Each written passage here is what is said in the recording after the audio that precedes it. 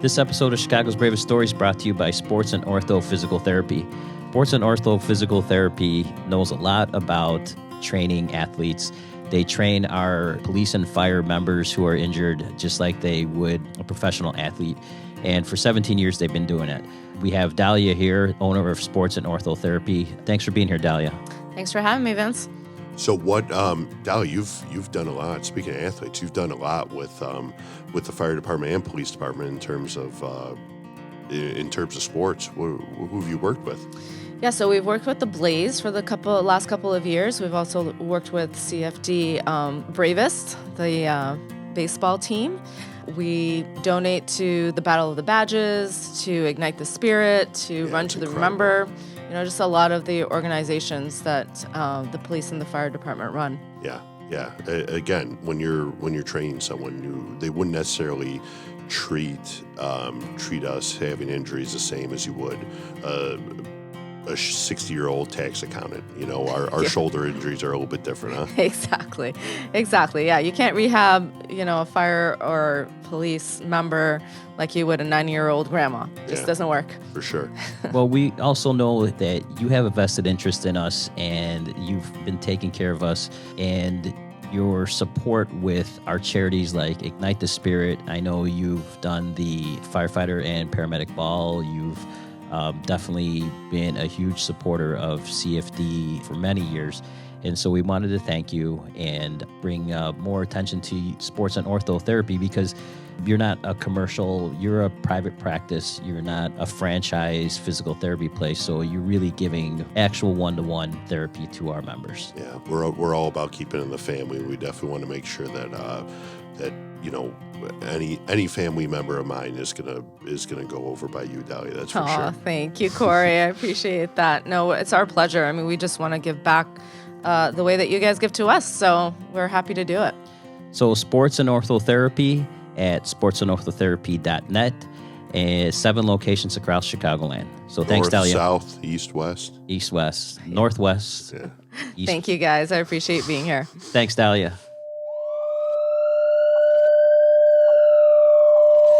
Engine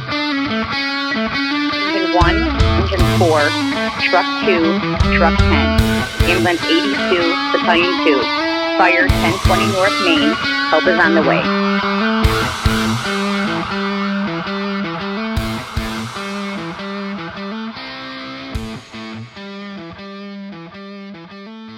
Welcome back to Chicago's Bravest Stories.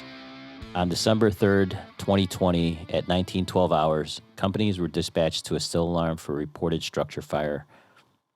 Initial reports were that someone was possibly trapped in an upstairs bedroom.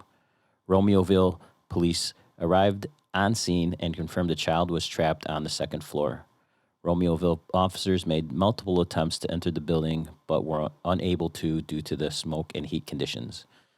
Engine 5 arrived on scene to report smoke coming from the second floor of a 2-story single-family residence.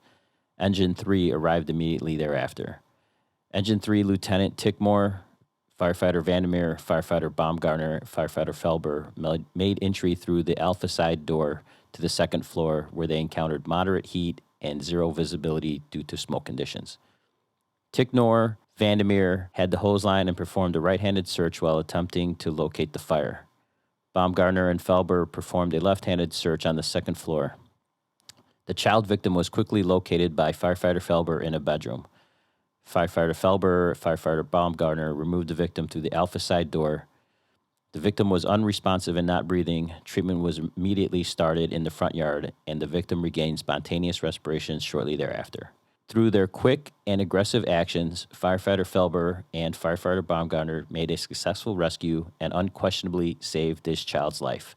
We are fortunate and honored to have one of those firefighters from that fire here with us in the studio today. Thanks for being here, Nick. Thank you for having me. We have you on for a couple things, and this was the, what do you guys call this? The record of exceptional performance. And we also have 2 other guests here with us, Mike and Waffles. And Waffles right now is eating the ice cubes that we smashed all over the floor when we started pouring our whiskey. So welcome, Waffles. Enjoy all those ice cubes. And Mike, thanks for being here. Thanks for having us. I read the performance for Nick, are you struggling over there? Nick is struggling with the dog leash over here. Listen, Waffles has free reins of the studio, Right, so don't yeah. worry about it. All right. And you're a firefighter in Lincolnshire too, right, Mike? Yeah, Lincolnshire Riverwoods. Yeah. Are they in proximity to each other? Not even almost close. Really. Very. very Where far. is Lincolnshire Riverwoods? Like 45 minutes north of the city. Okay. How long have you been a fireman? An hour south. 12 years in Lincolnshire, then a couple years before that. Okay. In Highwood and McHenry. Okay. And let's get back to you, Nick. How long you been with Lockport? Been on Lockport 12 years.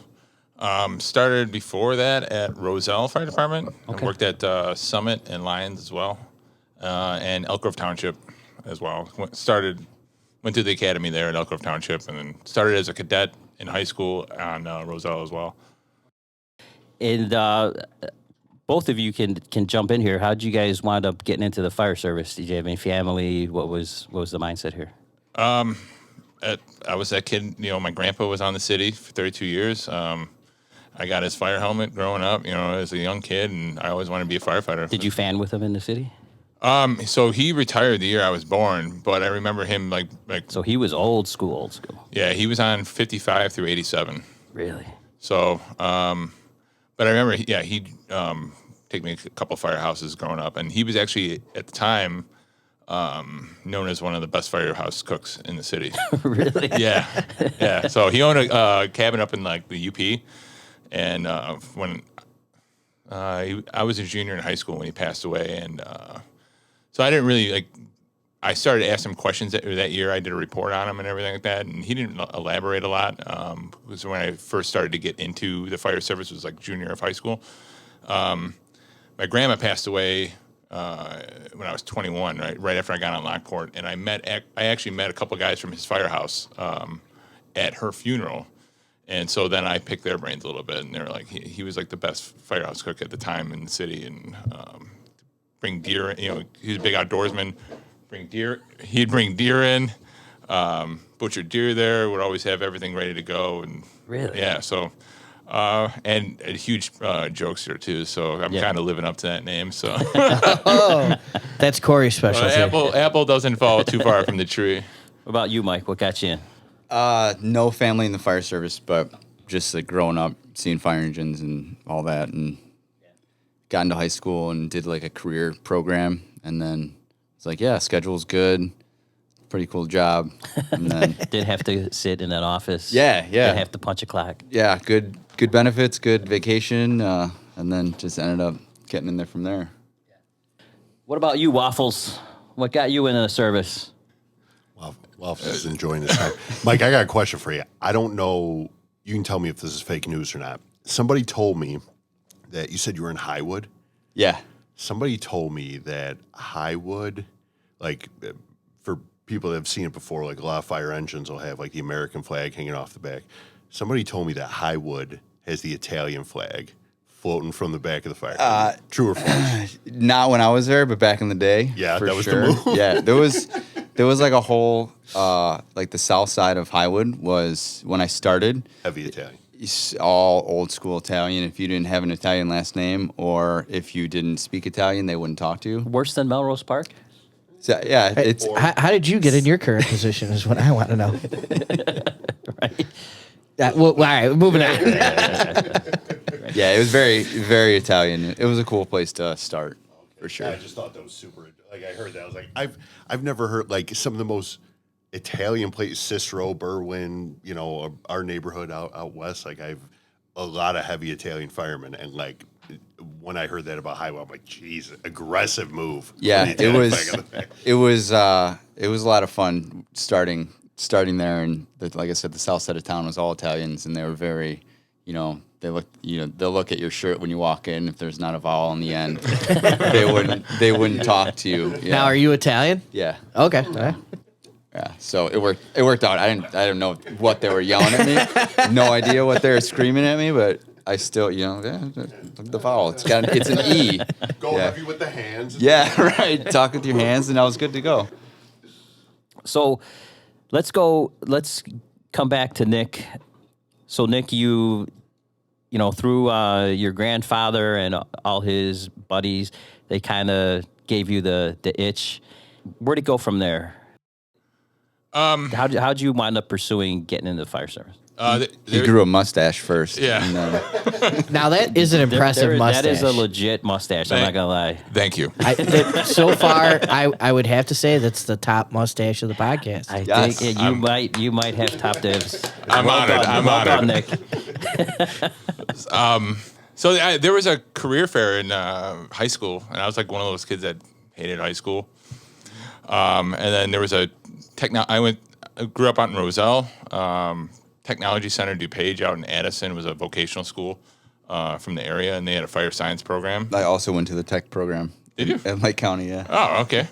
And then, they offered basically 3 guys from there at the time were shift commander on Roselle, lieutenant on Addison, and a lieutenant on Aurora.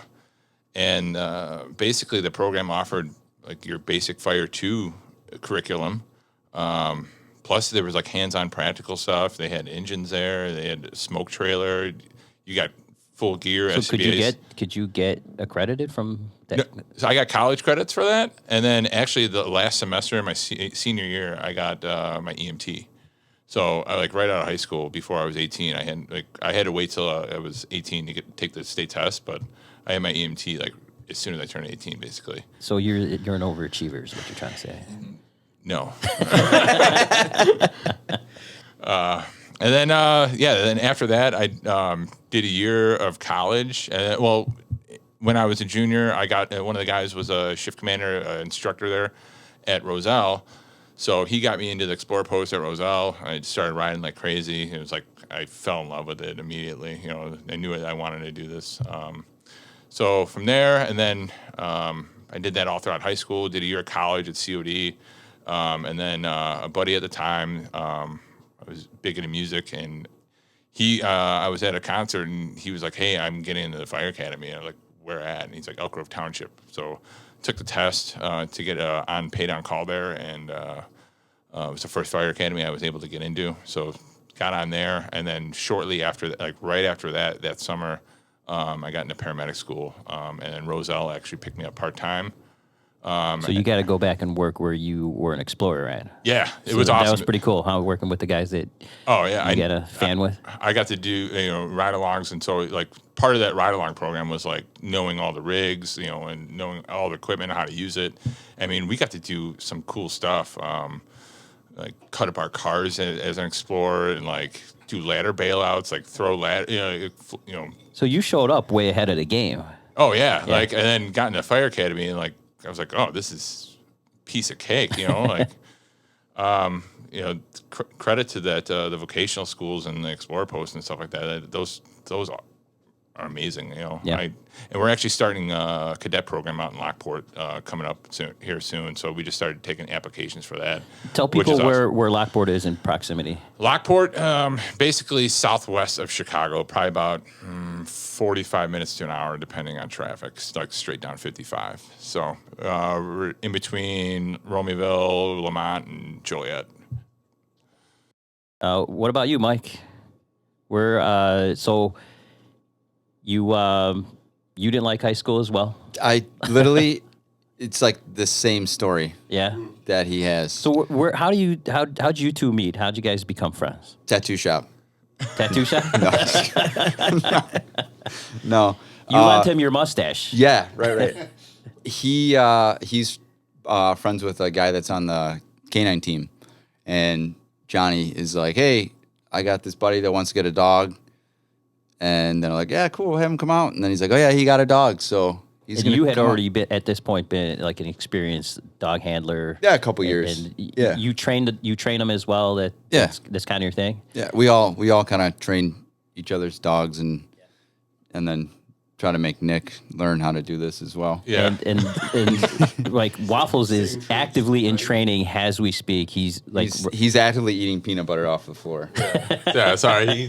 But peanut butter on the carpet. I'm sorry. That's right. We've had He's messy with the we car. had an incident with a Jardiniere bottle, and It smells better than before, I will say. Well, for the listeners who before we turned the microphones on, our own Steve here was reaching in the fridge and stepped on Waffles' tail and just exploded his anal gland. I really hope that you edit out Steve stepped on his tail, and it just starts off with Steve exploded this dog's anal. We haven't even started the podcast, and Steve is already blowing an anal gland. You know, it's been whatever. He hasn't been here forever. He walks in the door.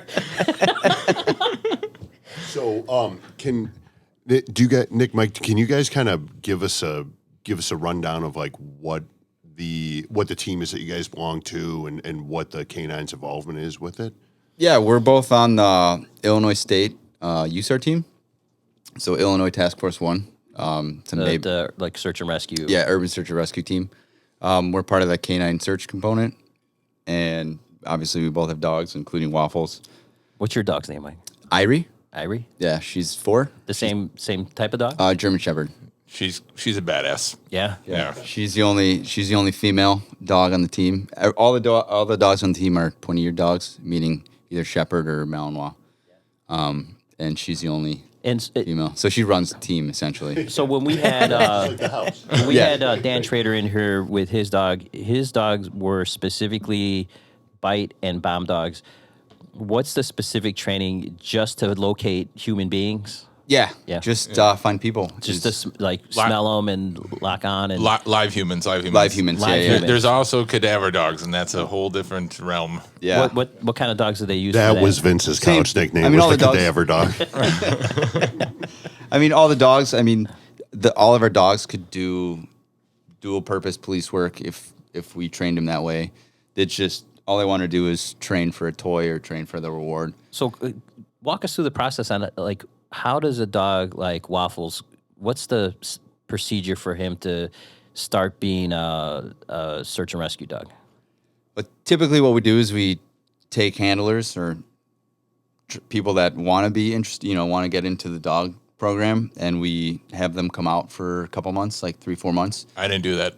Yeah. I jumped straight into it. He just showed up. He just showed up one day. Like I said, Johnny was like, "Yeah, my buddy wants to get a dog." So he's, I'm like, "Yeah, bring him out." Nick, you wanted to get a dog specifically for search and rescue?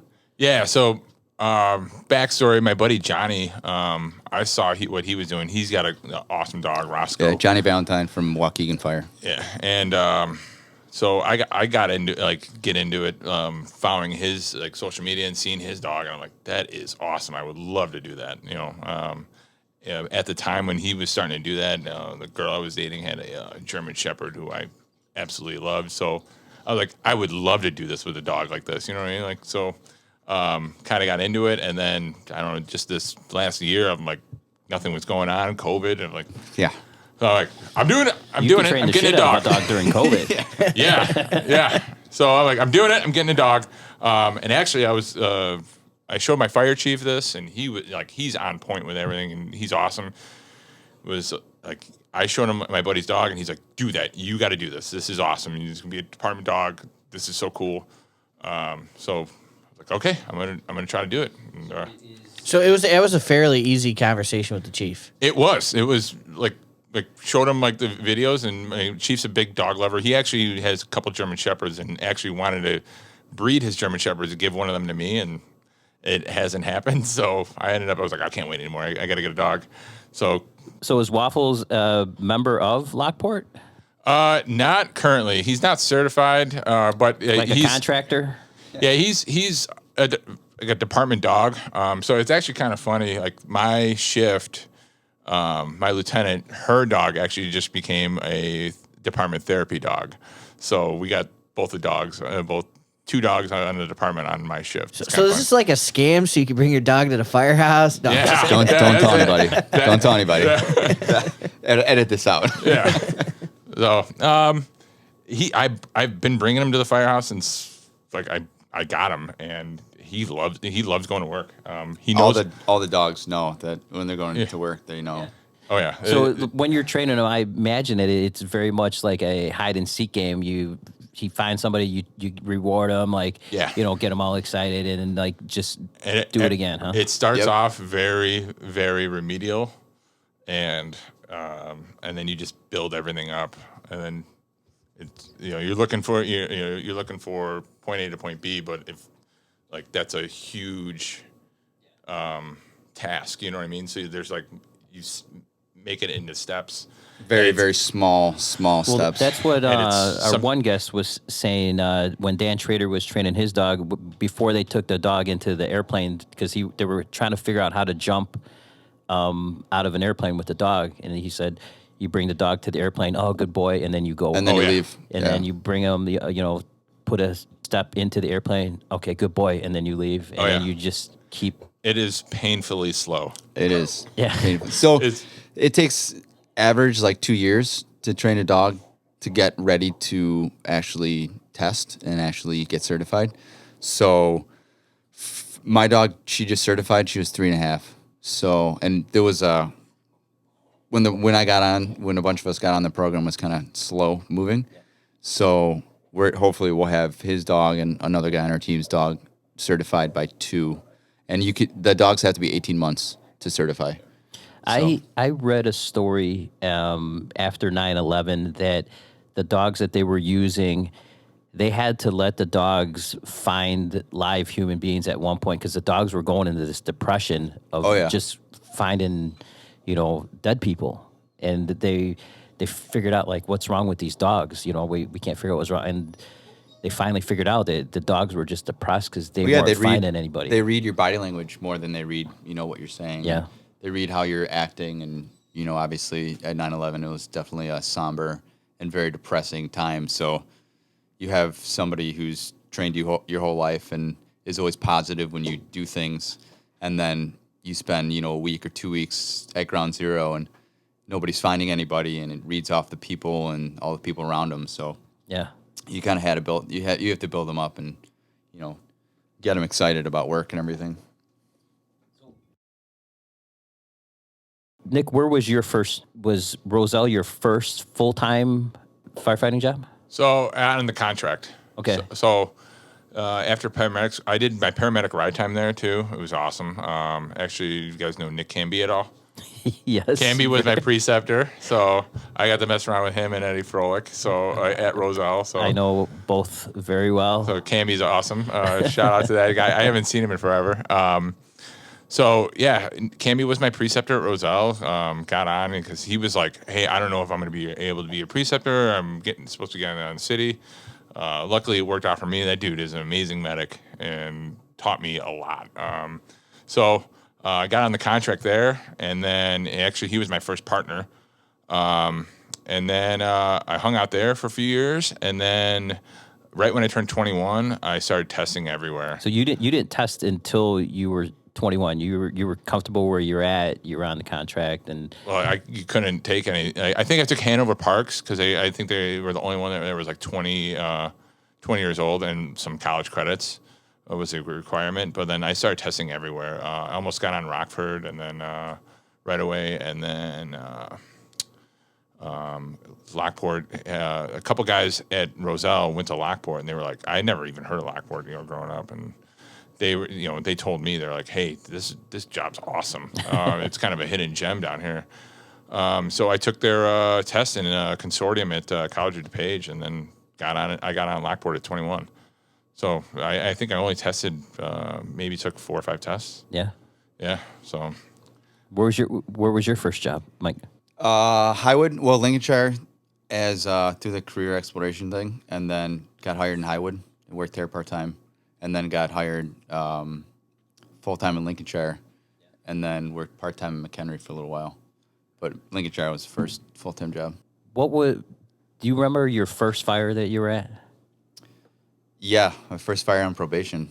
Yeah. Was How long had you been working there when you got your first fire? only a few months. Okay, so it was an old shit moment for you. It was I just ate, and I didn't, and it was like, did she just say that was a fire? What was your job at the time? I was on a truck, and I was backed up on a truck, and we had we ended up pulling. It was a split level, and we pulled the line to the back, and the whole back of the house was on fire.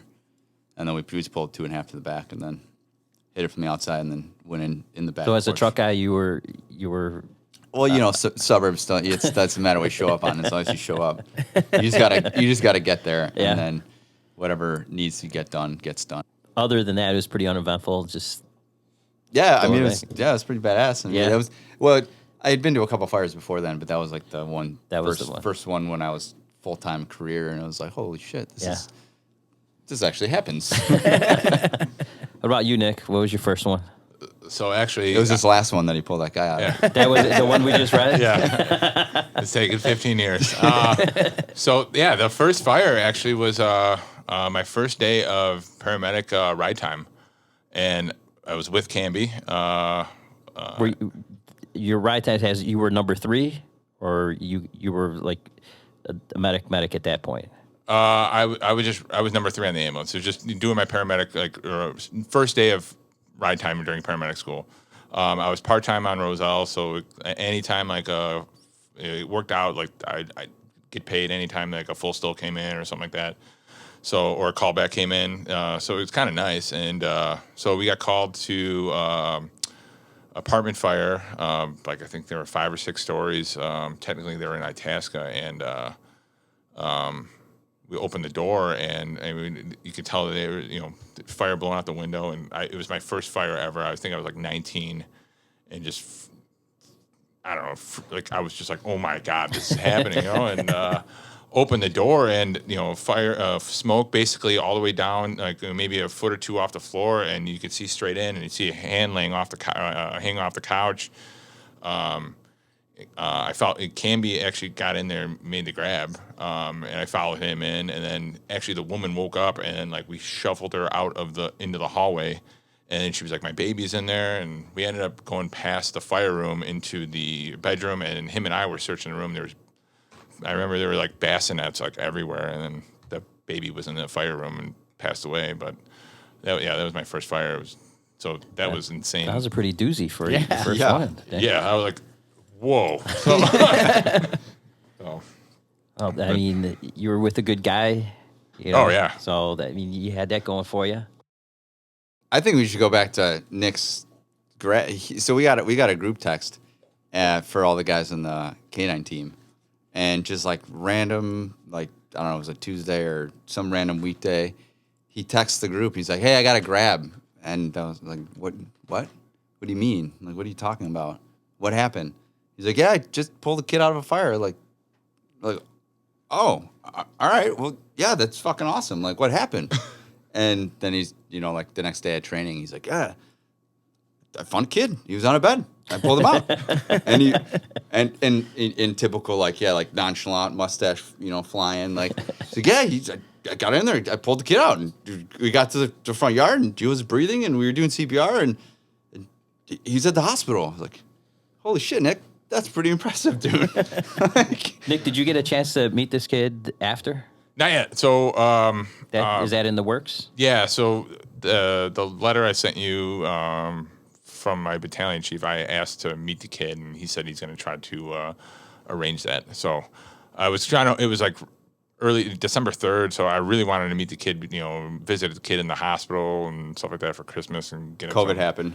Yeah, and COVID, so that's a no-no. So, so I was trying to work with that and work with my EMS coordinator, try to get in there, and they wouldn't. No. Yeah, no. So there was strict lockdown. The kid was in the ICU Is for he a while. still? He's not still in the hospital, is he? From what we heard, he's home. So, which is So awesome. were you like a first engine, or how did this work out? So, that was technically our still. So we were cleaning up dinner, and we just literally got done eating dinner. We were doing dishes, and then the tones went off. We're like, oh, that's our still. So It sounds like they were supposed to be first engine, right? yeah. So I was actually on a trade that day, and then I was technically the senior man at the house, and we have 4 person houses. We have a captain who's there, and then it's myself, and then 2 guys that only have a couple years on. And I was like, hey, it's your shift. You can drive. I'm on a trade. I'll take our C spot, which is our basically a heelman force entry spot. I'm like, I'll take that spot. Do you guys have 3 on an apparatus, or? So we run 5 of our houses have ambulance. We have 6 houses. One's a truck BC, and then the other 5 are engine ambo houses. So we run 2 and 2. So the ambulances jump. So we jump if it's like our still, basically. So we got the call. We're like, all right, someone's possibly trapped. You know, we were out the door. We were out the door quick. You know, like it wasn't maybe less than 2 minutes from the time I called to time we left. I mean, we were out the door quick, and we were driving pretty quick. And all of a sudden, like, you know, my captain's You can like, swear, Nick. It's all right. "What's that?" You can swear. It's all right. We were hauling butt down there. Yeah. So my captain's yelling back to me. He's like, "Hey, it's if this is legit, Felber and I are running in. Other guy or Ben Alzman, he's like, pull a line. So he's like, engine 5 should be like right behind us because they were the next engine in. They actually got there like about 10, 20 seconds prior to us getting there. We were just turning on the street and we heard they were on the scene. We're like, holy crap! Like they got there quick. Holy shit! Yeah. So are you a Mormon? No, I'm all right. If I start, I won't stop, and then you guys should be like, oh my god. Because it's a race for all intents and purposes. For all the listeners out there, so they're gonna tell you, oh well, you gotta, especially if it's in between two districts. Yeah, it's a race. It's basically equidistant, but that engine basically had like 2 turns to make. Basically, they had a straight shot down the one main road all the way. It was like basically Romeoville, almost towards like 55 on our west side. And they basically had a straight shot. So we were like, holy Christ, they got here quick. Like we were hauling too. We're like, oh God. So on the way there, they were saying like Romeo PD's in there trying to, ladder the building and get access to the house and said it's too hot. So fucking cops. Can I ask a question real quick? Even though you're Lockport, part of Romeoville is in your still? Yeah, so we are the township. We cover the township of Lockport. Okay. So we cover like half of Romeoville, all of Crest Hill, the city of Lockport, a little bit of Homer, a little bit of New Lenox. Yeah, we're both fire protection districts, so we cover like 6 or 8 towns each. Okay. Unincorporated Plainfield. So we got there like right behind them, and I remember like the captain was like, "Hey, if this is legit, we're taking off." And I saw parents outside on one side of the yard screaming. The cops were like on the roof, like basically the house, because they took a ladder from the neighbors and tried laddering like the roof and tried to get in the window, and they're like, "It's too hot." So the parents are freaking out on the one side of the yard, and I just remember running bolting towards the house, and Lieutenant. So now, what do you have with you now? What'd you take with you as you're going this house and you have a high index of suspicion that somebody could be in there? What are you taking with you? I mean, it's a single family house. I think I just took a Halligan with me. Yeah. Like my riding position is basically just open the door. Yeah, Heelman and 4 Centuries basically. So I just took a Halligan with me. And I just remember like bolting towards the front door because I knew you could tell it's legit. Like the parents are freaking out in the front yard. And I remember running in with, I thought my captain was like behind me, Lieutenant Tickner and Jimmy Baumgartner were right in front of me. And first floor was completely clear. All the windows were like on the second floor there was like really nothing showing really. But like, I was just going to ask, like, what were conditions looking like when you guys first pulled up? I think there was a little bit of smoke off and out, but everything was super well insulated. So then we got to the first floor. First floor was completely clear. Go in, got to the kitchen, made a U-turn up the stairs, and smoke was all the way to the floor. So then Lieutenant Tickner stopped us, and I was like third in line on the stairs. I masked up like instantly, and like Tickner's a newer lieutenant, great fireman. And him and I were partners on the ambulance a couple of years ago, and like we've worked together. So I was like, Tickner, let me buy. He was doing his officer stuff, which talking on the letting dispatch know, checking, getting the layout of the land first before he sent us up there with the tick, and he had to mask up. And I'm like, Tickner, let me go. And he held the reins. Like, he was awesome. Like, I was just like a dog and, ready to go, Yeah, and for all intents and purposes, Yeah. like you guys are a well-oiled machine too, having worked together for so long, right? So basically, we got up the stairs, and then him and Jimmy Baumgartner basically made a right 180 and went that way. And then I basically went almost straight into the right into the bedroom that would be like on the alpha side. And I got in there, and there's like clothes racks in the room, and like there was basically like I couldn't only smoke was all the way to the floor, and there was almost zero visibility.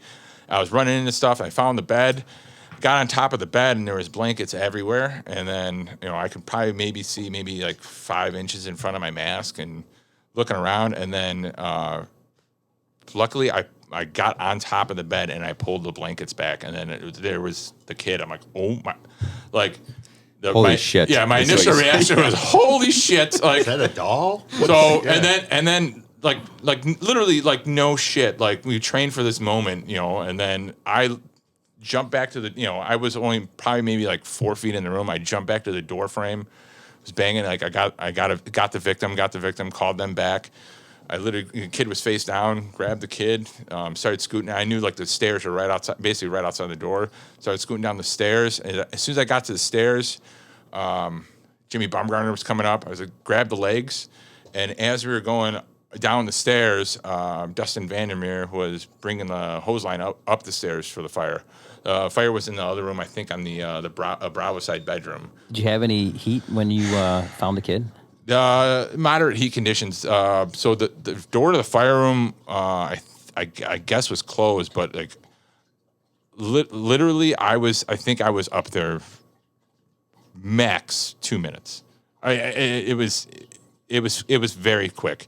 So the stats on the call are like pretty good. It was literally a home run call, but I got the kid to the stairs. Jimmy came up. I grabbed the legs, going down the stairs, and then.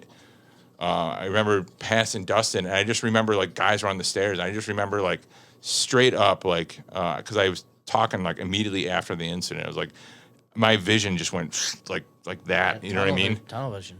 And I was like, I just remember yelling like, "Get the fuck out of the way!" Like going down the stairs. Got out to the front yard, and then we went to the opposite side of the yard that the parents were on.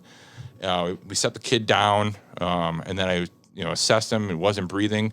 The ambulance wasn't even there yet. And then the engineer on engine 5. Is your engine ALS? Engine's ALS. Everyone's a medic on Lockport. So engineer on engine 5 yelled at him. Ryan Mars was like, grab all the, we need all the EMS stuff. So he came up, and we started. Kid, pretty much. What's that? Just start working the kid. Yeah. So unresponsive, not breathing, and ambulance was on the way. And we started CPR, and everything, and. By the time the ambulance was coming up, the kid literally just went, like did one of those. It was nuts. And then when the ambulance was wheeling their stretcher up, the kid's eyes opened, and like we handed the kid off. And then someone came up to me. I think our medic student that was riding that day was like, the mom just like fainted in the yard. So I went over and like took care of the mom until the next ambulance got there. And I'm here. I've got a mustache. Yeah. They ended up like they took care of the mom. Mom was fine, got a refusal, and then and then literally as soon as like the ambulance grabbed the mom, I like was just like, what the hell just happened? Like holy shit! Like that was I we're looking up the stats of the call. I think from time of the call to the kid was out or a victim was found was 9 minutes, and then a minute or two later we had water on the fire. So minimal damage to the house can save the kid's life. So it was a home run. It was literally everyone on the call did their jobs and like crushed it. It was awesome. So the moment we trained for all that, those moments, and it worked. Yeah, just awesome. Just to put in perspective, like just to review here, like Nick made entry into the house, did a search, found a kid, brought the kid outside, worked the kid, very likely in your tank, very likely, suited up like you were going in for interior firefighting, and brought the kid back as the ambulance is pulling back. So just a couple things here. Can you just kind of break down, because there's a couple people that listen overall, and then like one or two of those people, of the couple people that listen, are probably not firefighters at all. They're Corey's aunts. They are Corey's aunts. My aunts. Hi, Corey's aunts. So, hey, and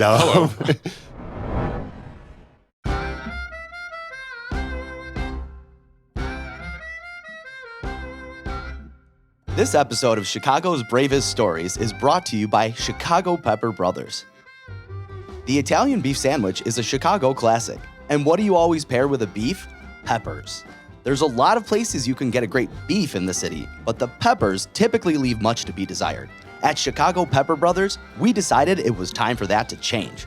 Whether you like it mild, spicy, or 5-alarm fire blazing hot, Chicago Pepper Brothers uses an authentic Sicilian family recipe to craft the best peppers you have ever had. With 4 different varieties to choose from, we've got the right flavor for you. There's mild for the flavor enthusiast, hot for when you need a little kick, Inferno OG, original flavor with the heat cranked up to 11, and Inferno Diablo, devil's fire with a hint of habanero.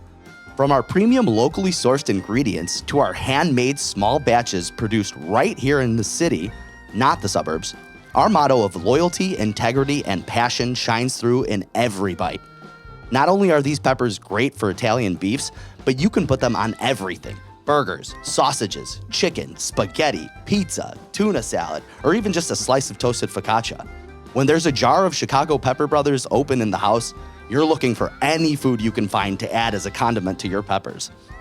Visit us today at chicagopepperbrothers.com and place a direct order with us at pepperbros.llc on Instagram, or grab your next jar from one of our custom purchase displays at Top Shelf Smoke Shop on 3540 North Pulaski, The Shy Cave on West Bryn Mawr, or ADC Tattoo Studios in Lincolnwood.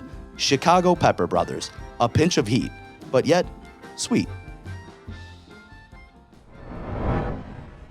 so kind of give people like what's going through your mind training wise when you start going up. Did you say split level, or was that your fire, Mike? No, it was mine. Oh, His It was just a two-story house. I'm not I got pictures of it. I'll show you guys after. Yeah, send us those pictures so we can put it online. Okay. When this So episode comes out. you're searching. What does your searching look like, just as an overall, like your like training wise, and then how you implemented that? Well, I knew so Lieutenant Tickner basically was like, hey, we're going, right. They basically made a right like 180. You know what I mean, back towards like the fire. And I was like, all right, well, that's the next room. I'm gonna search this room. You know what I mean, like right here. So literally just went in there. I started a left-hand search. I got in the room. There was a bunch of like clothing racks or something like that. I don't know. I went in there after the call was over, the fire was out and building was clear. There's like a bunch of clothing racks or something, but I made a left-handed search. I hit the bed right away, and then luckily it wasn't just one of those like quick arm sweeps on the bed. Sweeps, yeah. Because there was a ton of blankets, and I got on there. I was like, all right, I want to make sure like nothing is here. You know what I mean? Like, yeah, I hate to, be in that position to do a primary search and then overlook something, and you know what I mean. So I'd feel terrible, about that. So luckily, I pulled the kid had very dark hair. And that was the only thing sticking out above the blankets, so I could have easily missed it. You know what I mean? It was basically almost zero visibility, and pulled the blankets back, and like there he was. I'm like, oh my god! Like the shit ran through my head like right away, and then literally training took training was in place then. You know what I mean? I knew it was a pucker factor then, but.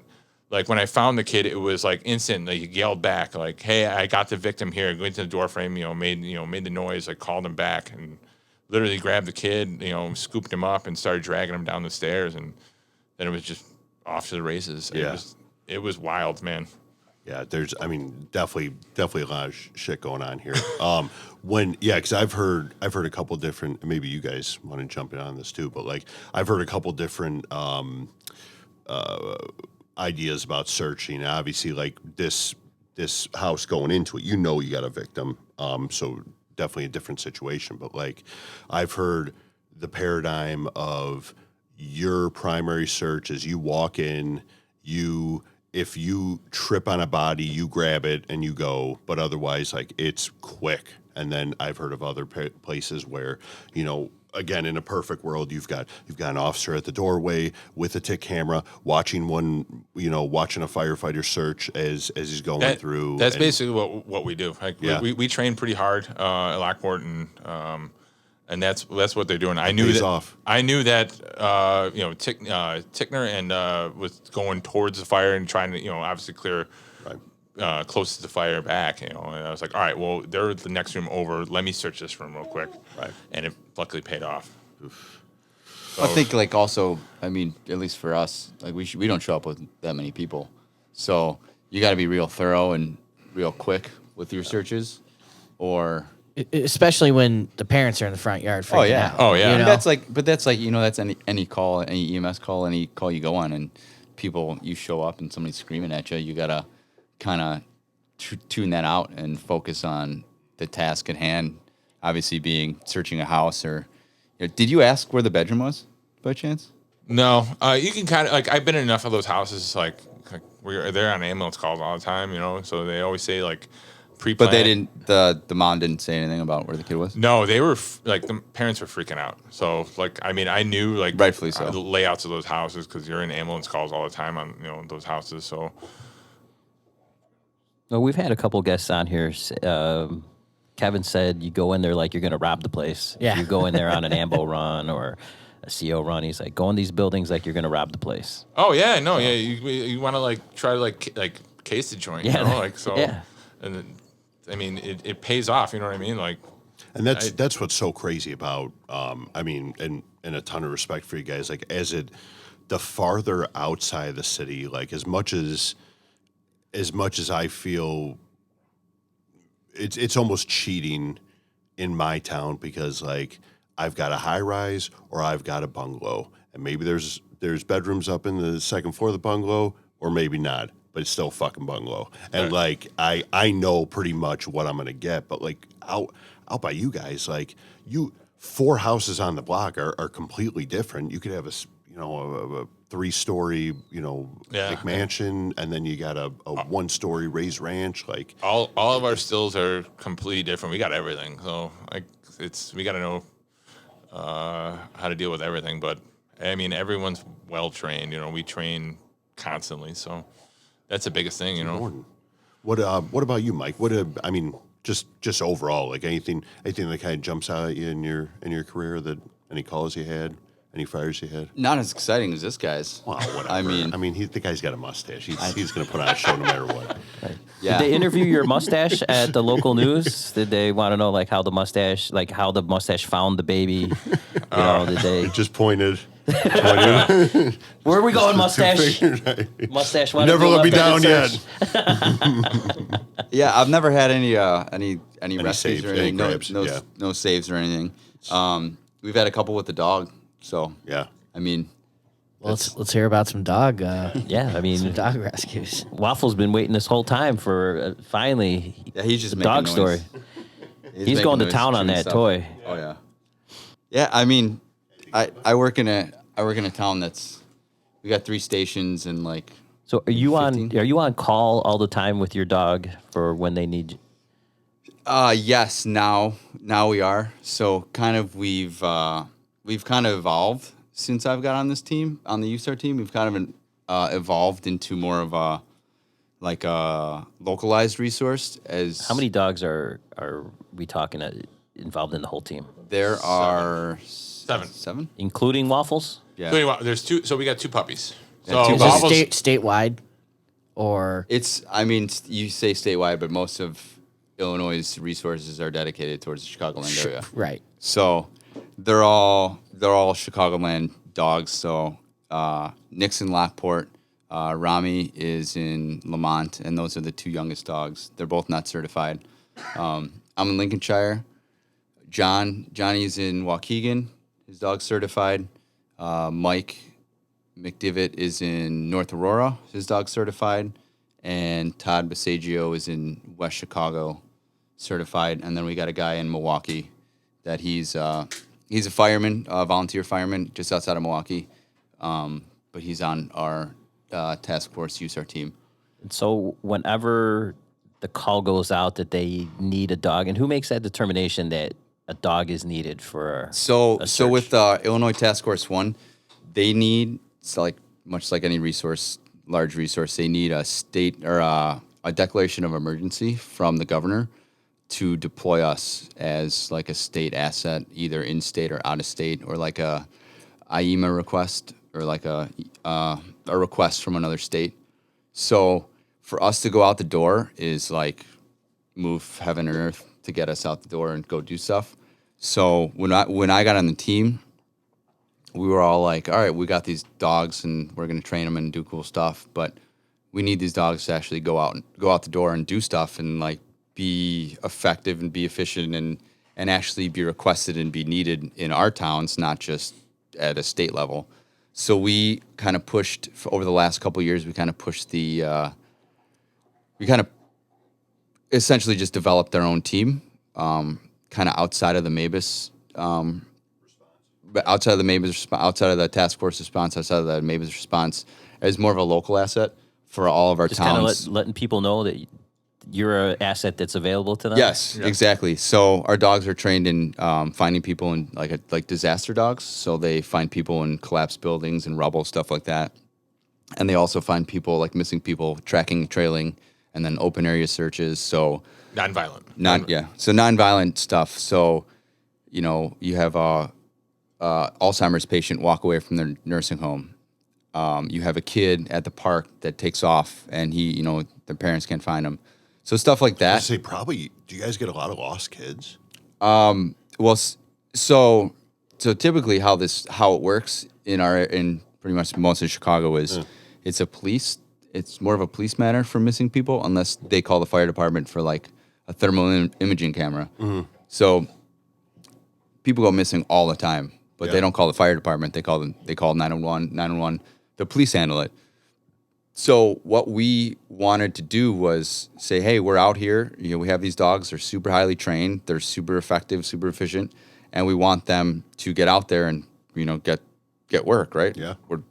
As firemen, you want to be busy and you want to go to work. Especially when there's work to be done. Right. Like, why sit on your ass? Yeah. Right. Exactly. So what we essentially have developed over the last couple months, or actually this last year, which COVID really slowed us down, we developed like a search team with dogs and drones. So we use both dogs and drones to find missing people, either disasters such as collapsed buildings or just the people that walk away from home or, runaways, whatever. So I had last summer I had a call in Lake Forest. Yeah, Lake Forest.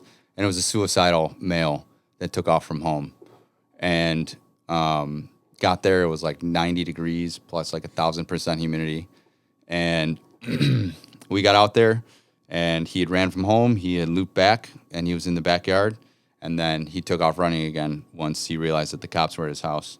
So then I tracked him towards train tracks by a train around the block and then back pretty much a big loop back to his house. And we found him. So that was the first time that we got deployed successfully. How do you get your dog onto the scent of who you're looking for? So what I did was I asked the family, well, first and foremost, like Nick said, just nonviolent. So if the guy was violent, had weapons, or he took a knife and ran, like that's not our business. Our business is people that need legitimate, need help. That want help and are looking right. for help. Yeah, or they ran from home, or missing kid, missing somebody with Alzheimer's. But if they're violent, it's not our job. That's 100% police. That's a whole different dog. Right. Our dogs don't bite people. I mean, sometimes they bite us. Unless you step on their tail. You blow out their anal gland. Yeah. Right. Yeah. Sorry, Waffles. So he forgives you. Yeah, I think he's okay. And the candles that you guys lit really. Yeah, the candles are And the whiskey. Yeah, it really set the mood. So we found this guy in the middle of summer. That was pretty exciting. And Lake Forest Fire took him, transported him, got him the help he needed. And then we've been on a bunch of deployments thus far, and it's pretty much just trying to get our name out there and what we do, and that we're not just we're not bullshitting. Use this forum to let people know how can they get a hold of you? How can we're dispatched through Red Center, so the Regional Emergency Dispatch Center out of Northbrook, which dispatches us and probably like 30 other fire departments in the northwest suburbs or north suburbs. They dispatch all sorts of departments. So we are dispatched through them. So all you have to do is call Red Center, either through their telephone number or 911, and request the search and rescue strike team is what we're calling ourselves. Okay. And then Super dope name. yeah. So and then you should change your name to like the Black Cobra or something like that. The Cobra team. You know what? From now on, you're the Cobra team. So it was when we kind of started this. It's never nothing like this has ever been done. Right. This is not a thing. This is totally like a complete police matter, and we're not here to like take their jobs away or like take their away what they're doing, but we're here to just help out and supplement and like if there's somebody that's missing and like if I've it's been your hearing dad a lot or mom, more of saves and fines by dogs like within the last couple months than I've ever social heard. media really blows stuff up. People love dogs. Dogs are great. That's how I got you guys in here. Right. If you guys didn't have dogs, I wouldn't give a shit about you. I totally get it. I totally get it. But our Todd's chief or his deputy chief, Chief Leidig out of West Chicago, he's like, if you talk about dogs or horses, people are like all in on it. So, we put our stuff out there, and hopefully people can utilize us to find missing people. Vince, you think you can bend somebody's ear? Well, but I mean does Chicago have anything like that you guys know of, or? That's something we got to outsource as well, right? They have their police dogs, and police dogs. Does their police dogs do what your guys' dogs do? So some do tracking, some do. Obviously Chicago has everything, so they have bomb dogs. They have what's called. We tried to get a bomb dog guy in here, and he wouldn't do it. Really? Yeah. So they have bomb dogs. They have narcotics dogs. They have apprehension dogs. I don't know much. I haven't trained with much of those guys, but I know they have a plethora of different types of dogs. But and they use labs a lot. There's labs. There's a lot of different dogs. And they do what's like the newest kind of scent is called Vapor Wake. Vapor Wake. Yeah, that sounds badass. What is that? It's tracking bomb odor while moving. So like you just drive around and you let the dog... dog... Or like TSA. Like, have you ever go through the line and the dog's like walking through the TSA line? That's what they're doing. So they're essentially like you have somebody at one of the festivals in Chicago, and you got dogs that are walking around. They pick up odor, taking like that very, very, very, very small amount of odor because the person has walked a half a mile from where you are, and then the dog picks it up. And then they essentially they track, much like our dogs track human people. They just track the odor of the explosives or whatever they're. Well, when I've worked a couple special events, they had a private company stand at the gate with their dogs. Right. And if that dog hit on something, they would take that person in the back and do the thorough search. And all right, here's my drugs or whatever. But anal gland search. Yeah. Right. Or they just have Steve step on their tail. Yeah. Yeah. But it's totally something new in the fire service. I mean, there's not, if you talk to firemen and you say, I know some guys that have dogs in the fire department. They're like, what did the dogs just hang out there? I was at structural collapse at NIPSA, and some guy he wasn't in our class, but he showed up with a dog, and the dog was like jumping around the prop and doing whatever, and I'm like, oh, is he like a cop or something? They're like, no, he's a fireman. I'm like, this is weird. I've never seen it before. Yeah, so. My first couple of days of training, even still, man, like their dogs are fully trained, and we got the massive rubble piles out in our West Chicago. That's where we train, and like these dogs are insane. Yeah, so we did. So just to put it in perspective, Mike's dog's a fucking beast tracking. Like Yeah. I watched him do his trailing certification. There's tracking and there's trailing, and trailing is like longer.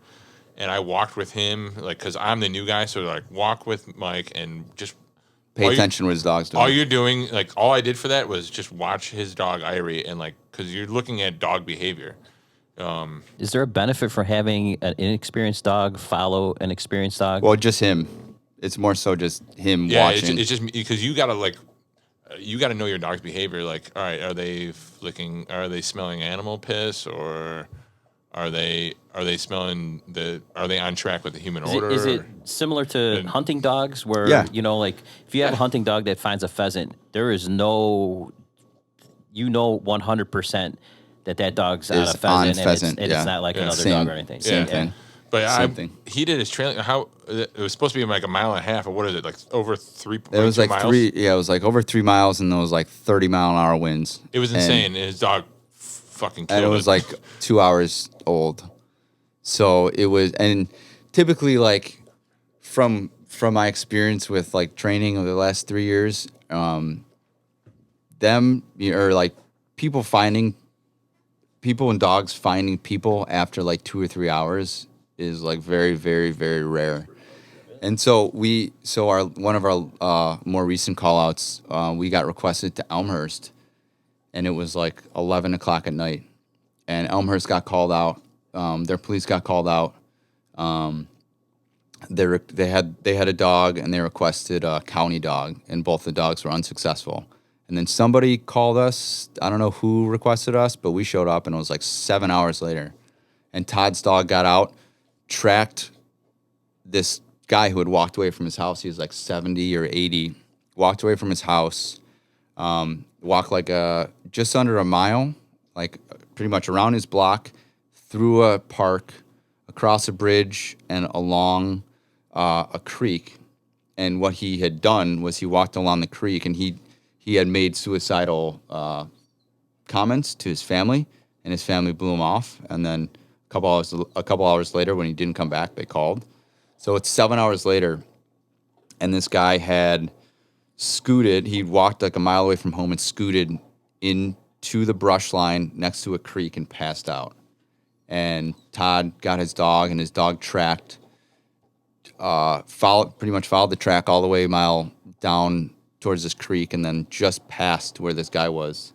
And the dog went to the river, or went to this creek, and wanted to go down river because the guy was on the riverbank, so the scent was going down the river. So the dog wanted to go down the river. So then I got my dog out, and we started like a couple hundred yards back from where his dog had tracked, and she brought us to the same exact spot, and then she wanted to go down river, and then she wanted to go up river, and then the brush was so thick, I'm like, there's no fucking way that this old guy that walks with a cane is hidden in this brush. Like, I can't even walk through it. So we went about 150 feet north of where our dogs went, and where she was dragging me. And then I'm like, no fucking way. The cop behind me he was like, what the fuck? He's like, there's no way there's anybody in here. So I pulled her out, and we ended up going downriver. We figured he walked in the river. Like, yeah, he said he wanted to harm himself, totally walked in the river. Well, we went to the other side of the bridge. There was a cop that stayed on this side of the bridge. A couple minutes later, heard him screaming, like 50 feet from maybe 50 feet, maybe like 25 feet from where I pulled her out. Because I was like, there's no way. So what he had done was he walked with his cane to the river bank or the brush bank, and then just sat on his ass and scooted his ass towards the riverbank and passed out because it was so cold. It was like 30 degrees, like 30-mile-an-hour winds. And it was 7 hours later. So Irie would have found him.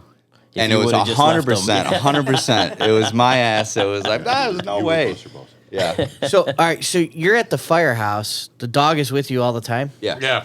And then if somebody requests you, how does it work for you? Throw the dog in the cheese buggy or a utility got car? Mike and Todd on the team have luxury. They have vehicles. Whoa, They have hold their on, own hold vehicles. on a Yeah. second. They are the golden boys of the team. Take home vehicles. Yeah, we have SUVs. take-home cars. We both have Explorers. Like Wow. it's like cop. They're like cop canine cars. I mean, it's Lincolnshire, right? Yeah. So right. Lincolnshire and West Chicago.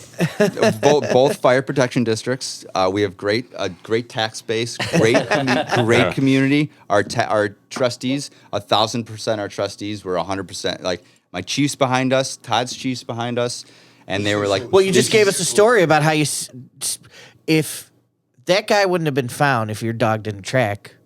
he would have died in Or there. he would have died. Exposure, yeah. So Yeah. even if you were just in the vicinity, that's how you would have. Nobody would have found this guy if it wasn't for the dogs. So, okay, a take-home car, big deal, right? This guy's life saved. Yeah. And you've found other people with this dog, right? Yeah. So, I mean, it's justified just by that. I think anything. I mean, especially in 2021, and obviously there's budget cuts, and I mean, for us, we're pretty well off. But if you could justify your existence, much like the fire service has adopted EMS, has adopted hazmat, has adopted technical rescue, it's just another part of the fire service, another part of a service we can offer to the community. That And that's what's surprising, that this is just now becoming a thing for us. yeah. For you Well, I guys, mean, 'cause, there's been a USAR team, and there's been canines on the USAR team for years, but they never went outside the box of let's make this available to our towns and the towns Right, and next that's to You us. just it you like hear that, about we sent the podcast that woman on Ohio's Task Force One. Yeah. She's got the there's cadaver dogs. no and- other podcast. Yeah, we don't did- mention other Yeah, podcasts. oh, sorry. It was just Sorry. something we Sorry. it wasn't a podcast. It was just something we stumbled upon All right, fair on the enough. internet. An article on the internet. No, you have all these beautifully trained dogs, and they're just super talented, and you want to utilize them. You want to make the likelihood of us getting deployed for a disaster. You never know. How often has Task Force One been deployed? They're super well trained dogs, and you want to utilize I mean, them. maybe because not in the last they're- couple. Like the last couple like- of years, they've Task Force One has been out 3 or 4 times in the last couple of years. Cobra One. But Cobra Cobra One. One. Sure. Well, No, like the that's whole the team. canine strike team. Yeah. We've It's changed to different, Cobra you One. know, it's Cobra Task One. Force One is you're It's gonna two different- upset, two different you're gonna things. upset Tim Walsh. All right. I just listened. I actually And I just listened seen to that him. podcast I today. saw him upset at a USAR training. He was screaming at some Marine or something. And Oh, is that the one at the? I turned. It was at the post office. At the post office. and I was there. I turned around and I walked away. I was like, I'm not getting involved in this. Hi, Tim. How are you? Yeah, but I mean, it's an impressive team. Yeah, It's and certainly we've- impressive. we've It's done- difficult to get into. Oh, yeah. and it's gone to places, it's gone to Katrina, it's gone to 9/11, or it's gone to 9/11. It's gone to New York. It's an aggressive team that gets utilized when and there's. needed. I mean, obviously, you guys talked to Tim Walsh, and he's been a part of USAR for. yeah, he's all right. He's decent. I actually just Chief got done Walsh. listening to his podcast today. It was an awesome podcast. That was a good one. Yeah. Yeah. It was, and you got guys like that. If you don't think outside the box of how you can be utilized, you don't get used. So for us forming this team and being proactive with our dogs, that was kind of what we felt was the best avenue. Now, outside of the canine training, which in itself is So complete insanity. So- are you tech level? no. Okay. All right. Yes. So he is. Okay. I'm starting to get all my stuff. So, but going back to the canine training and being it's brand. You guys have no idea how much time is. Oh, it's a lot. I got. I can only imagine. It's a lot. I have 2 children at home. It's a Okay, lot. So that takes up a lot of my time. So I get a lot of shit at the firehouse, and granted, it's COVID's happened, and so it's opened up a lot of time, and it's a new thing at the firehouse. So some guys think it's oh, you get to just bring your dog and just. home and you get to bring it to the firehouse and you just Yeah, because play they didn't with come it. up with the idea first. That's why. Like- So Well, yeah, but like they just think like, oh, you I just didn't like say have it. this dog. It's like, no, like I'm training this. This guy's a dick. He's Like, an asshole Yeah. 24/7. So he's a good boy. He's a super good boy, but he's also kind of a dick. So case in point. So but I have to train him like every day. constantly every day. Every day is a training. Everything's a training session with sure, the dog. yeah. I have So- I have an Ottoman that because I didn't put enough time into my dog is just destroyed. So if I don't Everything's a chew toy. and much like Waffles, like if you don't put in the time and you don't put in the effort, and that's why these dogs end up in pounds is because they have so much Right. energy and they have so much, and that you need to give them a Again, job. lack of dedication by the owner. Right, Do you, and that- so I know. I'm sorry to interrupt you. With like Hold on. Is this going to be the first episode your wife will listen to? Because it's about a dog. It's about a dog, yeah. We're breaking boundaries here, okay? if I have anything to do with it, my wife will not listen to this because I'm involved. But if so, other dogs that I know, like arson dogs that I've dealt with before, like a lot of the handlers will. The only time the dog eats is when it's being trained. Is that similar Yes. with you guys, or Yeah. Yeah. Okay. There's always anytime they eat is a training opportunity. And like when my dog started tracking, it was the only time she ate was when we went out and did something. And like Yeah, right there. obviously you can see him doing a couple things with the dog. So what's he doing? Just making him lay down. I use my hand signal. So his Is that the Highland hand signal? So right yeah, there? yeah. My Dago, I would. my Italian grandmother hand signal is the sit. yeah. So part of we're certified through we got certified this year through Search Dog Foundation, which is a foundation out of California. They train and they supply dogs to FEMA teams and now to SUSAR teams, which Illinois is a state team, not a FEMA team. Mm-hmm. So we got certified by them this past October. They're also trained in tracking and trailing, and then that's through either a organization called GA Canine or the North American Police Dog or Police Work Dog Association. Mm-hmm. And one of the things with obedience in that NAPWADA certification is you need to use hand signals to have your dog down and have your dog sit. So like for like typical people, like for me, it's like I do this and the dog goes down. If I go put my hand in a fist and up here it sits. With him, he goes like this. He does the Italian. It's called the Elmwood Park wave. Yeah, he does this. And I'm like, the first time I saw him, I'm like, what the fuck are you doing? He's like, it's What's sit. the matter, you? That better be a meatball. Yeah, see? So yeah, and it was such like it was definitely like anything new in the fire service. Like, yeah, we're gonna use New York hooks. Well, what the fuck are those? We got pipe holes. They work just fine, you know. And you know you have a dog in the firehouse. There's if you know obviously like it's not a firehouse dog. It's a working dog, and she comes home with me, and his dog comes home with him, but. People are like, what the fuck do we need a dog for? We're not. Well, I was gonna say, like, and that's what. This is super surprising to me that we don't have this, and it's cool that it's awesome that you guys are doing it because, like, again, we don't not to give the cops shit, but like, we all know and we've talked to cops before. We're like, MABUS response, like, and Steve, you definitely correct me if I'm wrong, but like, MABUS response originated in Illinois, Yeah. and like the fact that we are so, as much as we kind of catch shit for lack of communication, like we're super organized when it comes to working with each other. Like there's a reason that that we can at minimum have 2 to 3 guys on an engine, and it's not because we can handle a fire on our own, but it's because we work so well with our mutual aid towns everybody else and around with us. everyone else, and like, and so that's why it's so fucking cool, and I'm definitely gonna keep it in my back pocket as a tool, like. The fact I know that I have a much easier time calling Red Center and getting Mike or grabbing you, Nick, like out of the western suburbs to get a dog rather than like trying to maneuver the nonsense So of just the cops. so like just a quick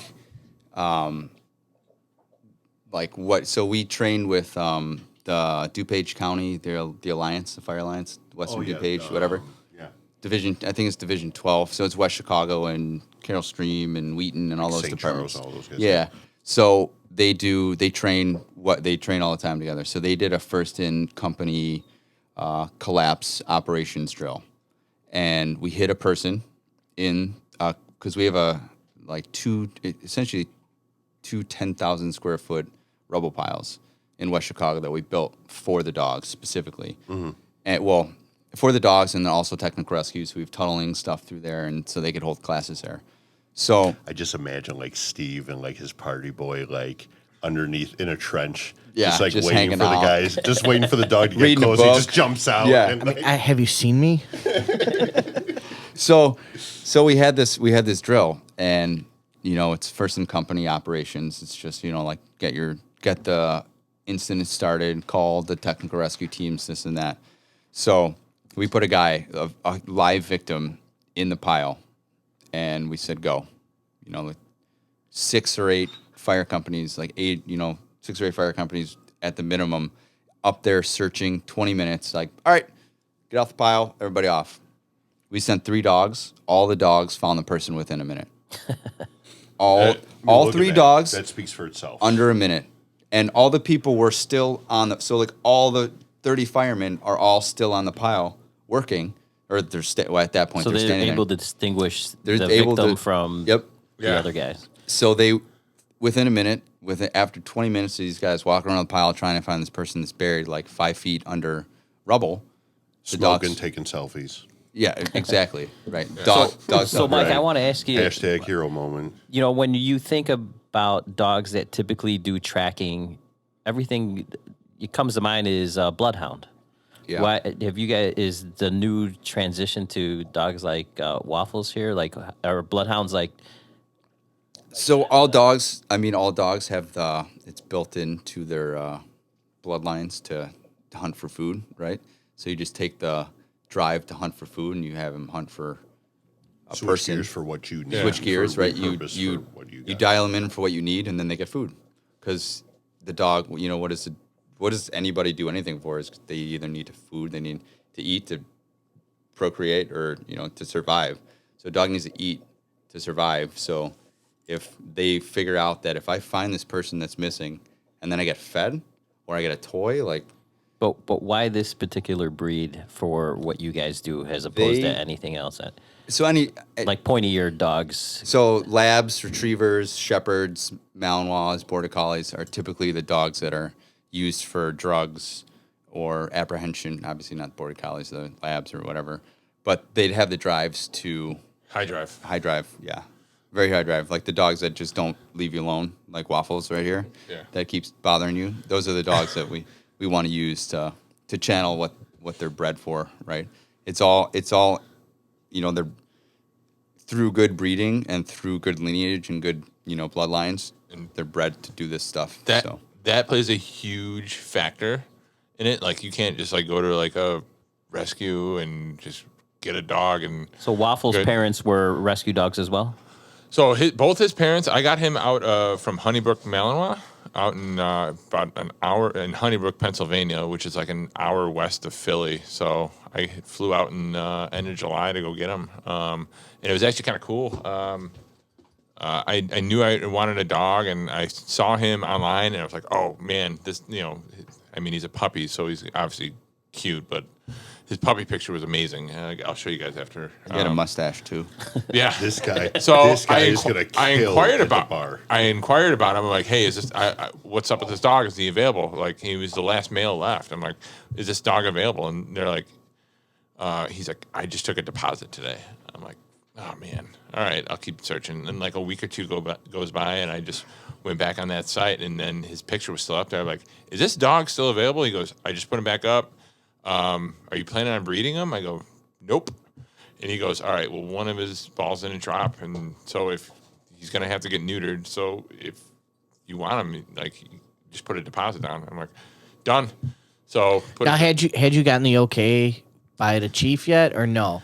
Yeah, at this, yeah. So, and this was like he was like, do it. You know, I already got like you got to like do it from my chief, John O'Connor. He's a great guy.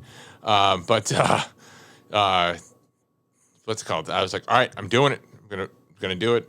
Talked to my buddy Johnny, and he's like, all right, man, come out to the training. So literally I went out, flew out to Pennsylvania to go get him, out to Philly, and then rented a car, went out to go meet him in an awesome facility out in Honeybrook, Malinois, and his mom and dad are his mom is protection and inspection trained, and his dad's inspection trained as well. His dad's imported from Holland. It's a badass looking dog. So it's like, all right, cool. We ended up getting him and fell in love with him immediately and flew him home. It's a lot harder to train Nick than it is to train the dog. Yes. Yeah. This episode is brought to you by Federal Savings Bank. I have Josh and Joe both here on the line. How are you guys? Great. Thanks for having us. You guys work with Federal Savings Bank. Who are you guys? What is Federal Savings Bank all about? Yeah, so I'm Joey Matthews. MLS is 1330694. I'm also a firefighter with Local 717 and a Marine vet. The Federal Savings Bank, man, it's a bank that's owned by a bunch of veterans. We just try to help out our people. And I'm Josh Hill, NMLS 1959673. I'm also with IAFF Local 717, and we're on a team with a bunch of other public safety guys from the city and the burbs, and a number of military vets on our loan mortgage team. We kind of got into what your company is about. Why should firefighters and first responders get their mortgage with you guys? Well, between the members on our team, we have decades of fire, EMS, PD, military experience. A large portion of our business comes from the emergency services, fire departments, PD, because they trust fellow firefighters, and truthfully, they're right. We won't violate that trust. I mean, I have to work 24-hour shifts with some of my clients, and I don't think a lot of lenders can say that. No, and I mean, we're accessible 24/7. Call, text, email. We're always going to be able to get right back to you. And we don't beat around the bush. If we're telling you something has no closing costs, we're going to tell you why that has no closing costs. Sometimes people raise the rate and say, oh, no closing costs, but really they're just getting you on the back end anyway. So if you need to get a hold of Josh Hill or Joey Matthews, you could reach them at Federal Savings Bank, 630-534-2900.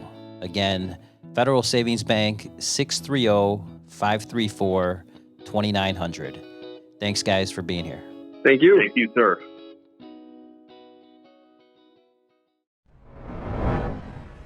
Well, you know what's crazy about this podcast so far is that we're sitting here with Nick, who saved a child, revived him on the lawn, and he's still getting overshadowed by Waffles. Yeah. I mean, who doesn't? Who's really the guest here? Who doesn't love dogs? I'll tell you what's overshadowing. The dogs right are now. so cool. I just cannot stop picturing you with like an old school dumbbell and like a singlet with this fucking mustache. Turn of the century strongman. Yeah, like this is what's overshadowing for me. Bully. I am so hot and bothered by this thing. He's like that Guinness picture. Oh, Yeah.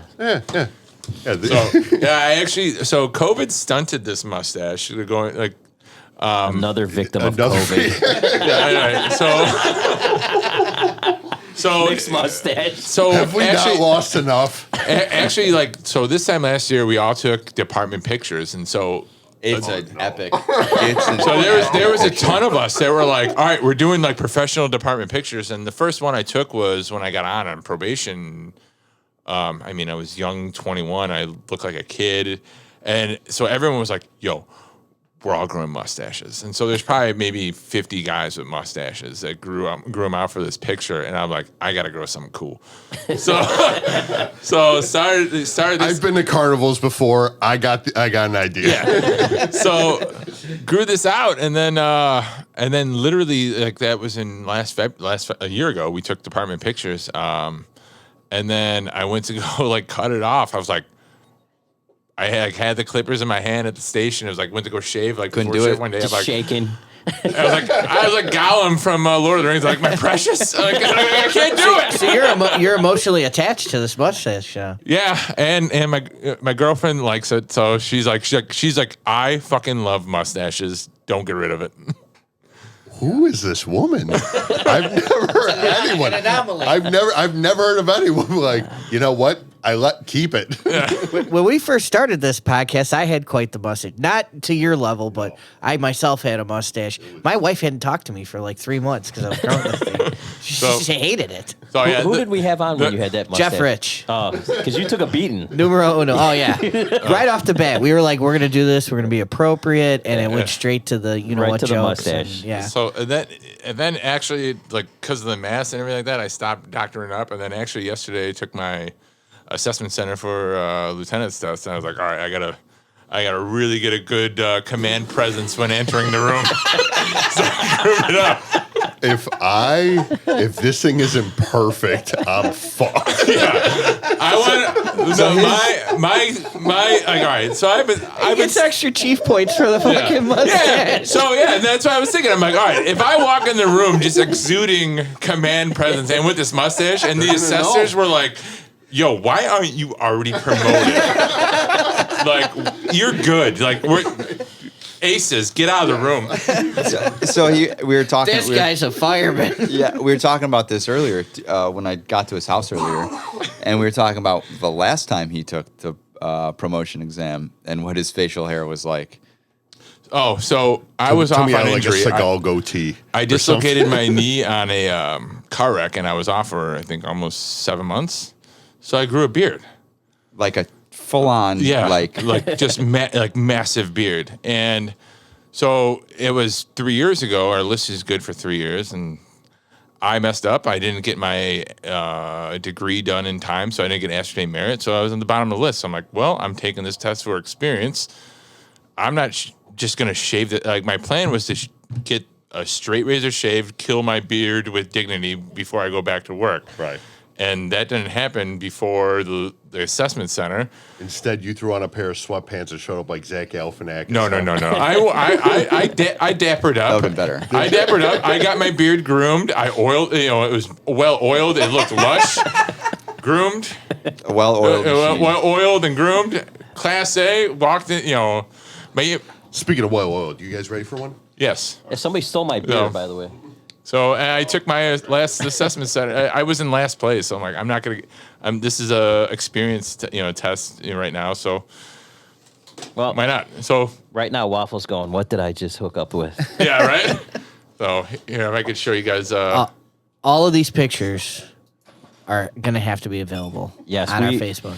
We promise we'll put pictures of the mustache Yes. on our Well, first social and media. foremost, Waffles. Yeah, of course. Yeah, it's, That mustache says I know what I'm doing. I'm just, That's my department picture. So That picture look like it's not even real. I might be a train conductor. Hey, get up! That's the Polar Express right there. Might be a train conductor. That is going on our social media for sure. yeah, it's That's Absolutely. going to go on It's, my. I'm going to put that inside underneath my helmet, so I remember what a real man looks like. Oh, yeah. speaking of underneath the helmets, and going back to Edward Froelich, if he's listening, my old Roselle helmet. I have a picture of. I always kept a picture of Eddie Froelich in my helmet. There's an episode with Ed. Yeah. Did you listen to that? Oh yeah. Because That's when classic you Ed, guys right? saw, oh my God. So Eddie has pictures of me too. Oh boy. So probably the best prank that's gotten played on me was at Roselle. He's got boudoir pictures of me.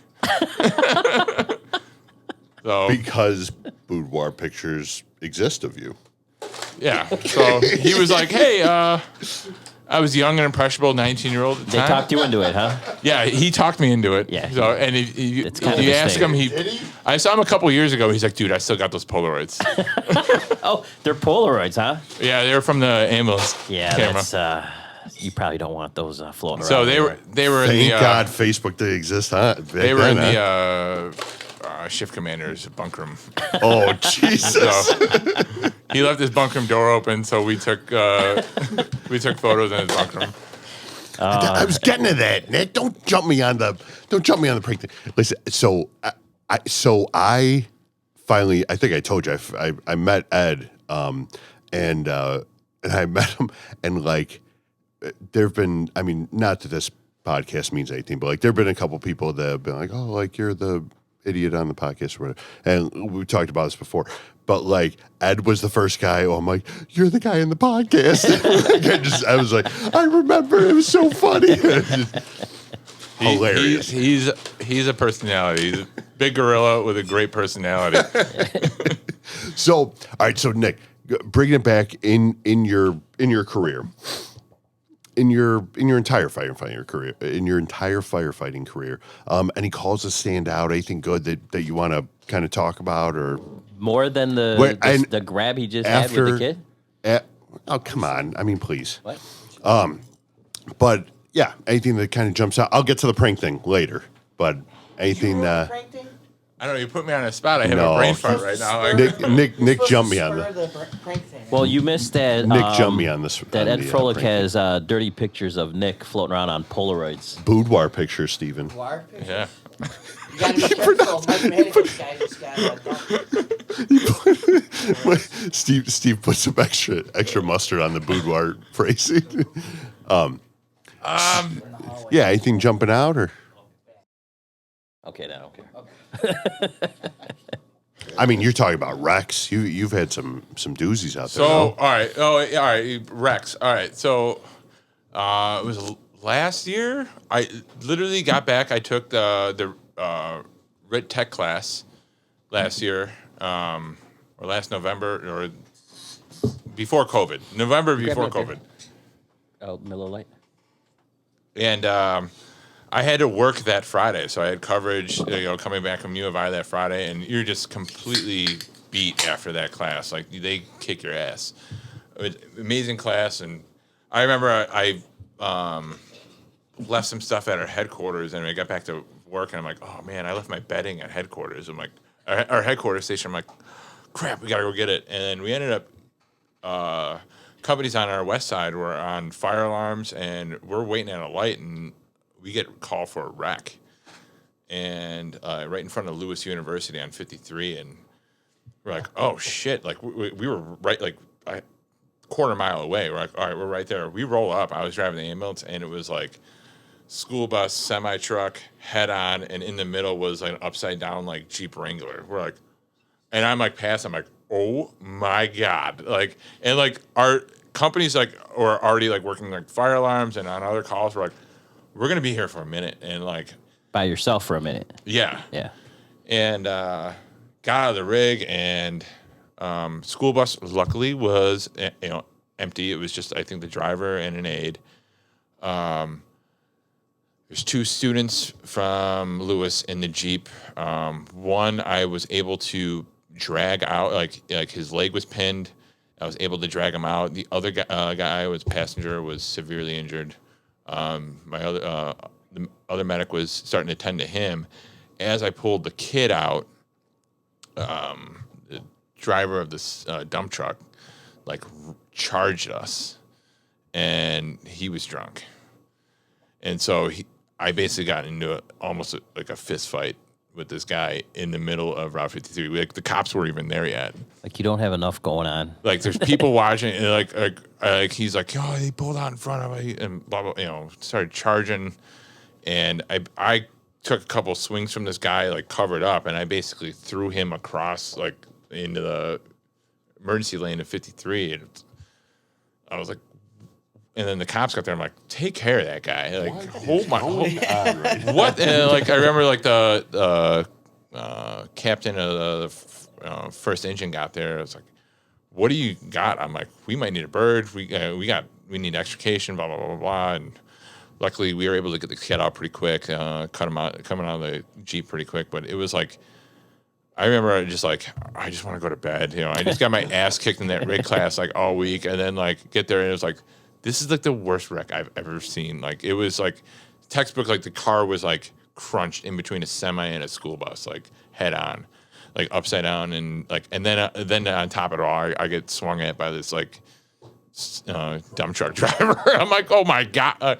I was like, what? Another thing, like, what the hell just happened? So Sounds like one of those paramedic scenarios that they give you on like your final exam. Yeah. All right, yeah. You have a drunken dump truck driver. You have a school bus, and you had some.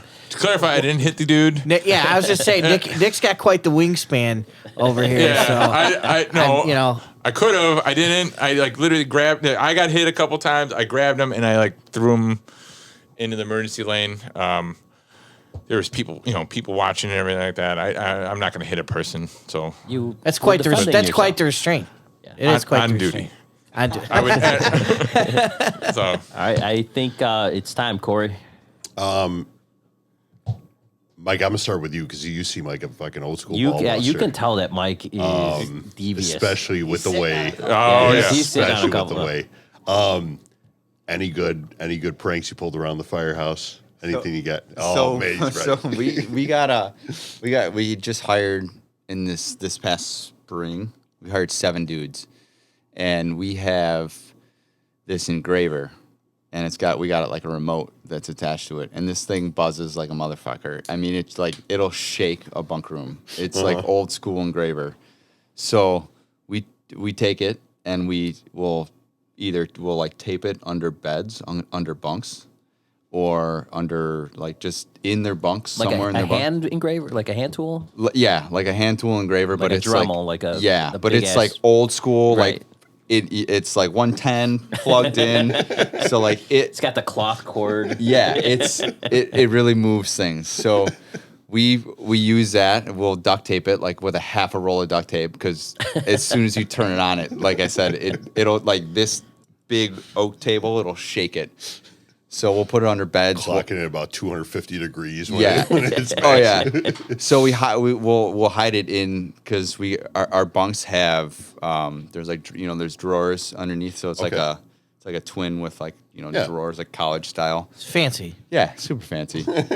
So at least at the house I'm at, and so we'll tape it places in the bunk, and then we'll all like a couple senior guys will be like, all right, well. Either we go to sleep, Days a day. we'll go to sleep at 10 or 10, 11, or we'll stay up until they're sleeping because, they're trying to stay up later than us. Uh-huh. And then, 2, 3 in the morning, hit it.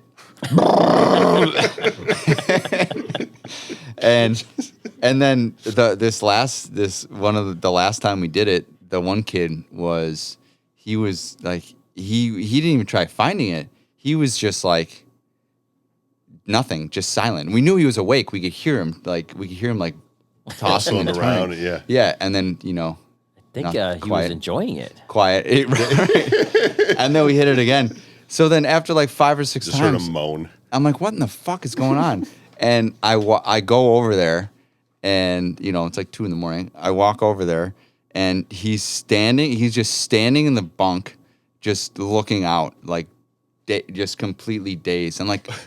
Hey, what the fuck are you doing? What is all that fucking noise? Paranormal activity wise, like what the fuck is going on, man? Hey, what the fuck is it? And I'm like, what are you doing? What's that noise? Turn your phone off. And he's just like, just like in complete disarray, has no idea what's happening.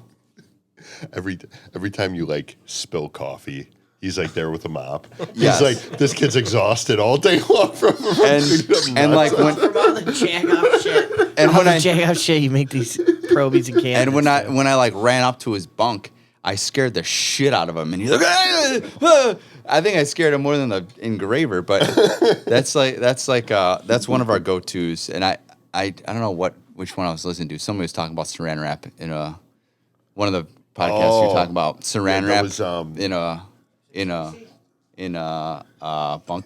No, Was it Tracy? The dude from the fire department coffee. Oh, Yeah. Jason. Yeah. He was talking about the saran wrap. So we'll do the same thing. We'll do saran wrap on the toilet. You guys ever did that? Yes. So the saran wrap That's on the old school. toilet. That's old school, That right? is old school. That's a good. So- that's a good one. We'll do the saran wrap on the toilet, and then the engraver is like our 2, at least for our That's the shift. go-to. Is our like 2 like go-to to fuck with people. Yeah, it's not a bad one. Yeah. What about you fucking carnival face motherfucker? What do you got? Nick, What let's if you hear had it. that mustache? I know you the, got some. The boudoir photography photos are probably the best prank that pulled on me. Are those photos going to be available to us? Or? I know where to get them. You need to ask Eddie Froelich. I'm going to get them. So it's right down the street from you. Very nice. So basically, we were at the department I started at, and it's on a nice main street through town, and it was Roselle Road? No, I mean Maple, Maple, okay. Maple, right off Roselle Road. Smaller than Roselle Road, but a lot of traffic going through there. Well, it was probably a gorgeous Saturday morning, like as gorgeous as you can get. Probably about 8-9 o'clock in the morning. Our shift commander's office. Shift commander was basically a lieutenant at that time. His office was across the bay floor. We were on the living quarter side, and we always used to fuck with his room. So he had a separate bunk room, so we'd lock it. And we were all in the kitchen, and it was Eddie Froelich and Canby were the two main culprits. I was probably 19 at the time. Knowing those two, like putting those two together. Oh my dude, those guys together are hilarious. Just a nightmare for everyone around. Yeah. So and there was a few other guys there. So they're like, he left his door open. We got to fuck with this bunk room. So we rearranged his entire bunk room. And then we're like, what else can we do? And then Eddie's like, yo, we should get the Polaroid out of the ambulance. And someone should get in their underwear and put his hat on. And then we'll take photos around his bunk room. And then we'll reveal the photos at a later date. Oh, so this is a long jab. Yeah. Like this is so a long play. or like we'll reveal the photos like later. Like we'll strategically like hide them. And I was like, while he's explaining this, I'm already getting undressed. I was undressed. Boxers or briefs? I have boxers. So here's the deal. Really tight boxers. No. I have boxers on. I was 19 years old, still living at home. Boxers that my mom probably bought me for Christmas at Kohl's. Had your initials in them. No. They were all red, and they had a monkey on them. And it says, "I'm a naughty little monkey." Yep. You could ask both of those guys, and they will confirm this. So they were like, "Oh my God!" I was 19. I didn't want to let these guys down. I was like, a young impressionable environment. I'm like, "Let's go. Give me the hat." And so I'm taking photos like all around the room. They're like, "All right, get on his desk," and just And then it was they're all standing like by the door, and then they're like, "All right, get by the window in between his bed and the wall," and then like turn face the window and then turn around and act like you're surprised. And this is Eddie. Show us how naughty. This is Eddie orchestrating this, right? And then he clicks the phone. One of them clicked the camera, and they all bust out of the door. And they lock me in the shift commander's bunk. And I'm trying to open the door, and they pull it closed, and I'm like, let me out. And all of a sudden I hear, boop, shift commander Howell to your bunk room, please.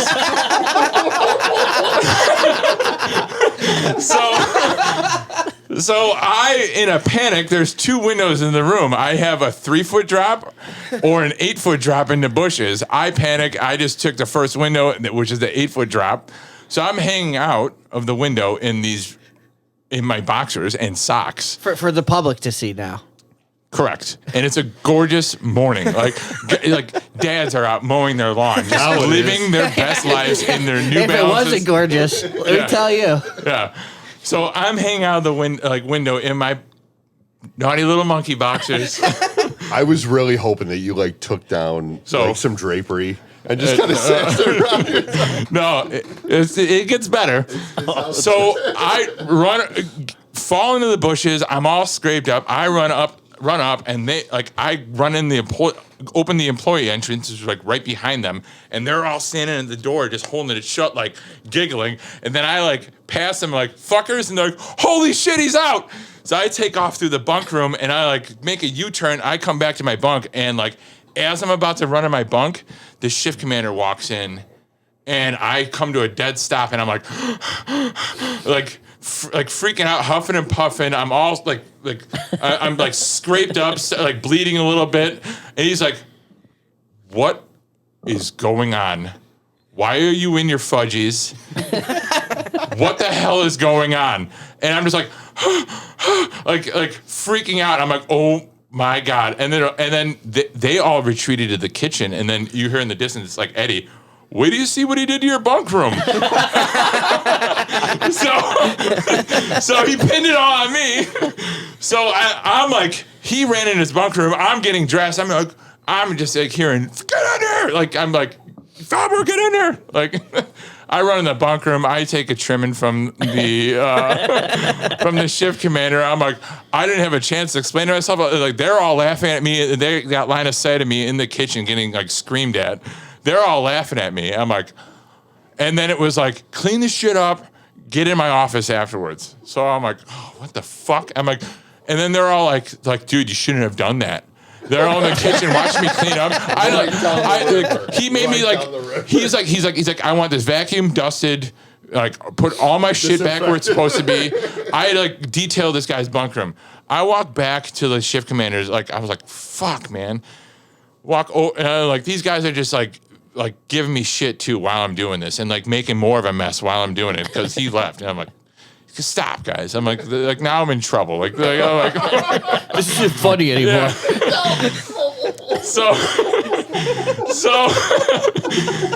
So walk back into the shift commander's office. He's like, "Shut the door." He's like, "You know what just fucking happened?"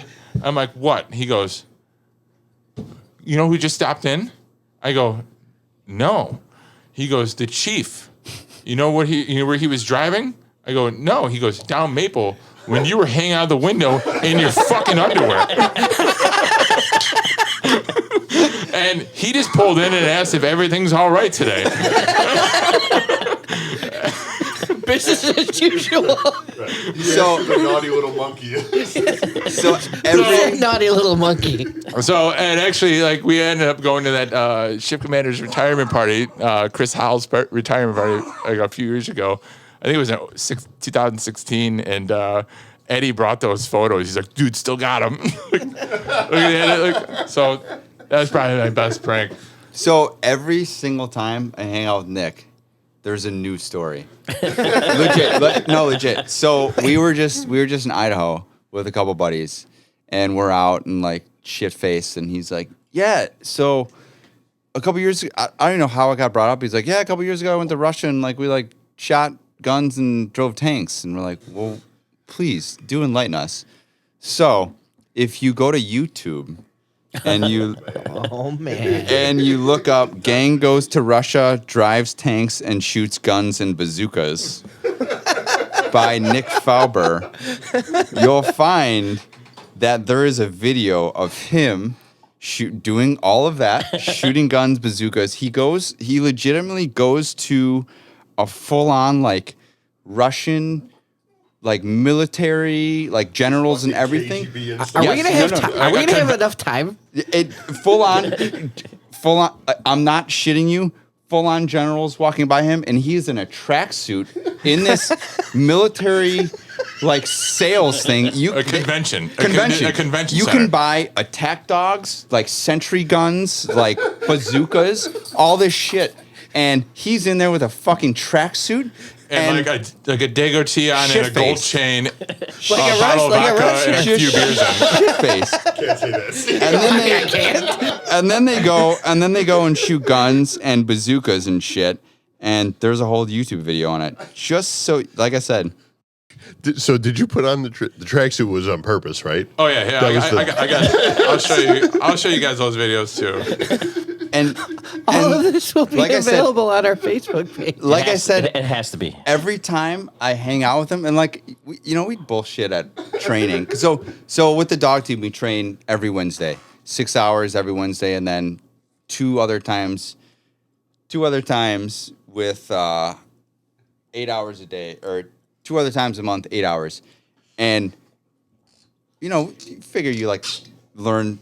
Kind of how people operate and this and that. Right. What's Just when you think what'd you you had have for him dinner, figured out, Nick? Just when you thought that you're like, oh yeah, this dude's like, he's cool, like he's a good time. And then he starts showing me Might take like a videos burger. of him in Russia shooting AK-47s. and I then am this, fucking freaking out right now. and this is so the story with him hanging out the window. Have a drink, Corey. So this story with him hanging out the window is the story of him hanging out the window is the first story. This is the first time I've heard it. And every fucking time I hang out with him, it's a new story of some other bullshit that he's on. It's like, wait, did that really happen to you? Like, how did that? I'm officially announcing my podcast retirement. Nick, you're in hell. I'm out. I can't fucking. I don't have any pictures on a Russian tank with a goddamn tracksuit. And just are you single? I have a No, girlfriend. his girlfriend loves the mustache. Remember? Oh, She that's does. right. That's Yeah. right. That's right. Okay. but it's just If it's you fucking were beyond me. ever interested in me, Like you I think can't that's a different podcast. and legit. That is a like, different pocket. you can't make stuff up. You can't make the stuff. You literally cannot make it up. And you're like, this is just like the one off of the top of Mike's head too. Like this wasn't like a deep cut. That No. he's like, oh, I'm gonna bust this one out. Like, no, this like is he's like just like, this ah, is like I'll this just is talk like about totally this one. fucking norm. This is like another day in Nick's life. And you're like, I want to hear all right. about the Colombian vacation, Nick. Tell me about that. I have never been to South America. Yeah, yeah. but Or bitch, should anybody try DNA testing me for it? yeah, it's insane. I just can't. Every time, like I said, every time I fucking hang out with him, there's a new story of some other bullshit that he did somewhere else, and you're just like, wait, what? Never How a does dull that- moment. How does that even happen? What is it about this podcast studio? You gotta have fun. That brings out the character in people. Oh, this is amazing. And as we were talking about that, as you were talking about pictures, this was a recent prank at my firehouse that I just got. So you see the. Oh yeah, so the shift. So I left my bedding out, and there's You're gonna catch that one. so it's a picture of the dog. Oh. Yeah, but this prank goes deeper. So a few years back, my buddy Mark, who just recently passed away last year in April, he was on my job for like 17, 18 years, and he Was this the accident? in Fox Lake. Yeah. Yeah. Okay. So he's So a- I'm sorry to hear about that. Yeah, so he's equipment operator. He backed into the water and drowned in a machine. So a couple years before that, he left his bedding out a couple days in a row. So we took his bedding, and this saran wrap with the picture we did the exact same thing. We saran wrap his bedding with the picture, but we hung it from the ceiling. And we took a picture of our other buddy, Paulie, who actually died almost to the day a year before him in a motorcycle accident. We took a picture of him and put it on the bedding, and we hung it from the ceiling just above the truck. And he comes into work, and we're building this bar at our firehouse, and he brings in all the tubing, like a fucking fire hydrant, like all this shit to build it, and he spends all day, like we're all out there building it. Meanwhile, his fucking bedding is 20 feet above him, hanging upside down. We fucking tied it up all day. And he goes upstairs, 10:30 at night, his standard shower, like, right. Where the fuck is my bedding? And he's like, he's looking around, this and that. And he, comes to us. He's like, you guys see my bedding? And I'm like, yeah, I think it's on the truck floor, man. Like, what do you mean? So he goes downstairs and like, yeah, I think it's up on the ceiling. And it's up on the ceiling in his saran wrap, hanging from the ceiling. He's like, you motherfuckers. I fucking spent all day Wait. fucking... Was it his bed or the No, bed it too? was the bed. Oh, the bed. So you That- all right. saran wrapped the bedding to the bed. To the bed, and then put that hung up it, there. and then hung it on the ceiling. So then the dudes, Oh, the that's a dudes lot I work better with, being the whole they did fucking this bed. a couple weeks ago. They did the same thing to me, but with Oh, with a picture of my dog. What I was just saying, what are they trying to set you up for, man? All these poor guys ended up passing, and like now they're like, Yeah, like, they'll and that's pay me back. that's the dark side that people don't really generally see is like the real somebody's really sensitive about something. let's hammer them right now. Oh, Now's yeah. the time. That's how it goes down. That's always, you find a weakness and you pounce. you fucking exploit it. One of our guests, Chris Corbalis from the North Riverside Fire Department, he talked to, they were going through all kinds of stuff, union stuff down by them, and like they drew the line at a guy leaving on vacation there, and some guy goes like, "I hope your plane crashes," and they were like, "That was the line. Yeah, Like, that's where they're gonna draw You just the cross line." that shit. That's not the line. Chris, sorry, bro. Well, I mean, I can't think of a better way to end than that. No, let's. I got one or two. Do more it. things to say. Okay. So no. So I listened to one of your podcasts in the last weeks. I've been back and forth to Calumet City from my house in McHenry for the last 2 weeks for class. Long ass drive. So I've been banging out a lot of podcasts, yours, a bunch of others. But I listened to the one Mostly others. So you know. And I listened to the one with that Jason dude, the Fire Department Chronicles, and Jason Patton. Jason Patton, and his whole thing about it was towards the end about if you need to reach out to somebody, call this 1-800 number, right, and he'll call you. And I was like listening to it a couple mornings ago. I'm like, wow, that dude's a straight stand-up dude. So you got a cell phone? You want to give it out?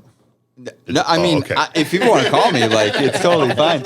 But I was listening to that. I'm like, wow, like, that's something we don't talk about a lot. And you guys talked about it a lot on the podcast, or the last couple minutes was, Well, we've there. kind of had that conversation on several podcasts. We're just it keeps coming up. Yeah, it has been coming up organically, but we're also trying to chip away at that stigma that if you need help, you're not a weak person right, to seek that help out. And I think guys like Jason and that really helps to chip away a little bit at that 100%. philosophy. And It's a real thing, and it's not a stigma anymore. right. And the fact that it comes up organically in this podcast, every episode, whether we have a cop on here, a firefighter, military personnel, whatever it may be, it comes up organically. It's a real thing. Reach out to your union. Reach out to the guys in the firehouse. Reach out to somebody if you need help. It's a real thing. We all go through it. I myself this last year have been having my own personal struggles, and if I didn't have these guys, these close friends of mine that I do this podcast with to support me and to carry the podcast themselves, it would have been hard for me, So Well, me and Corey sat here and we had Jason on the phone. We had no idea. I was also here for that one. Like him talking about that was Well, we didn't know, like, because him as the goofy guy on those videos. We had no idea, and I kind of threw it out there as see if he'd want to talk about it, and he just like, yeah, hey man, let's talk about it. But I didn't know the extent of the story. And when he came out and he was explaining, he was in the gym and he was like really laying on the floor, like right. Yeah.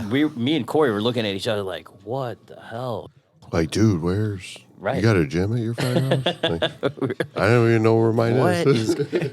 And we had a guest in the studio too that was like coming in to like start their own podcast about something completely different, and we're like, oh, this is how you do a podcast, and this story like just comes out.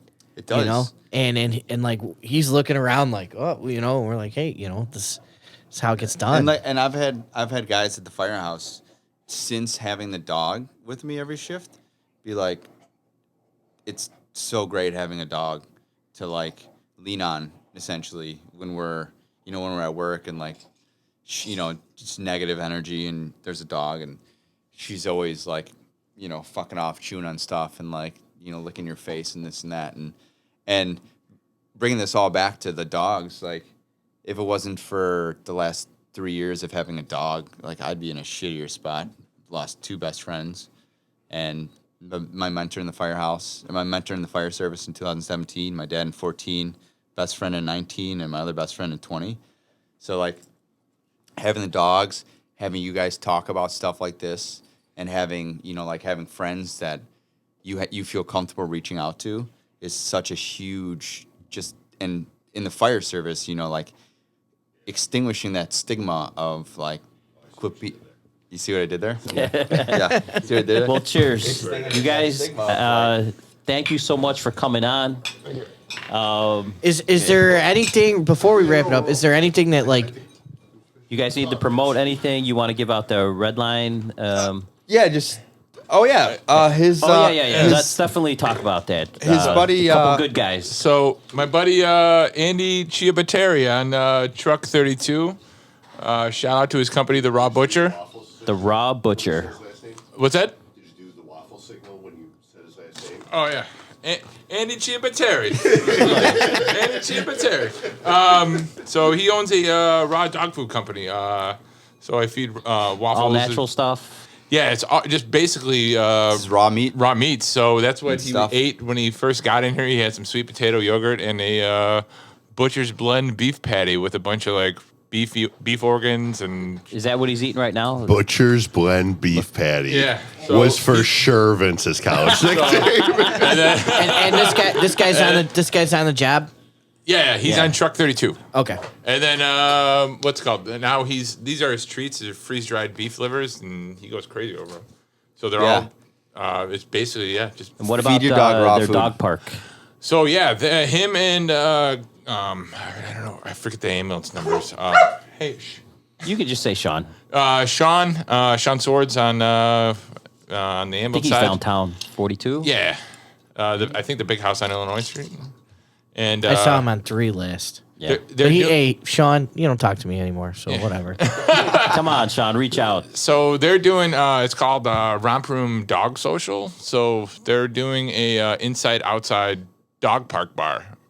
They got like Dark Manor coffee. Set up a shop there. I think it's going to be set up in like Avondale, I think.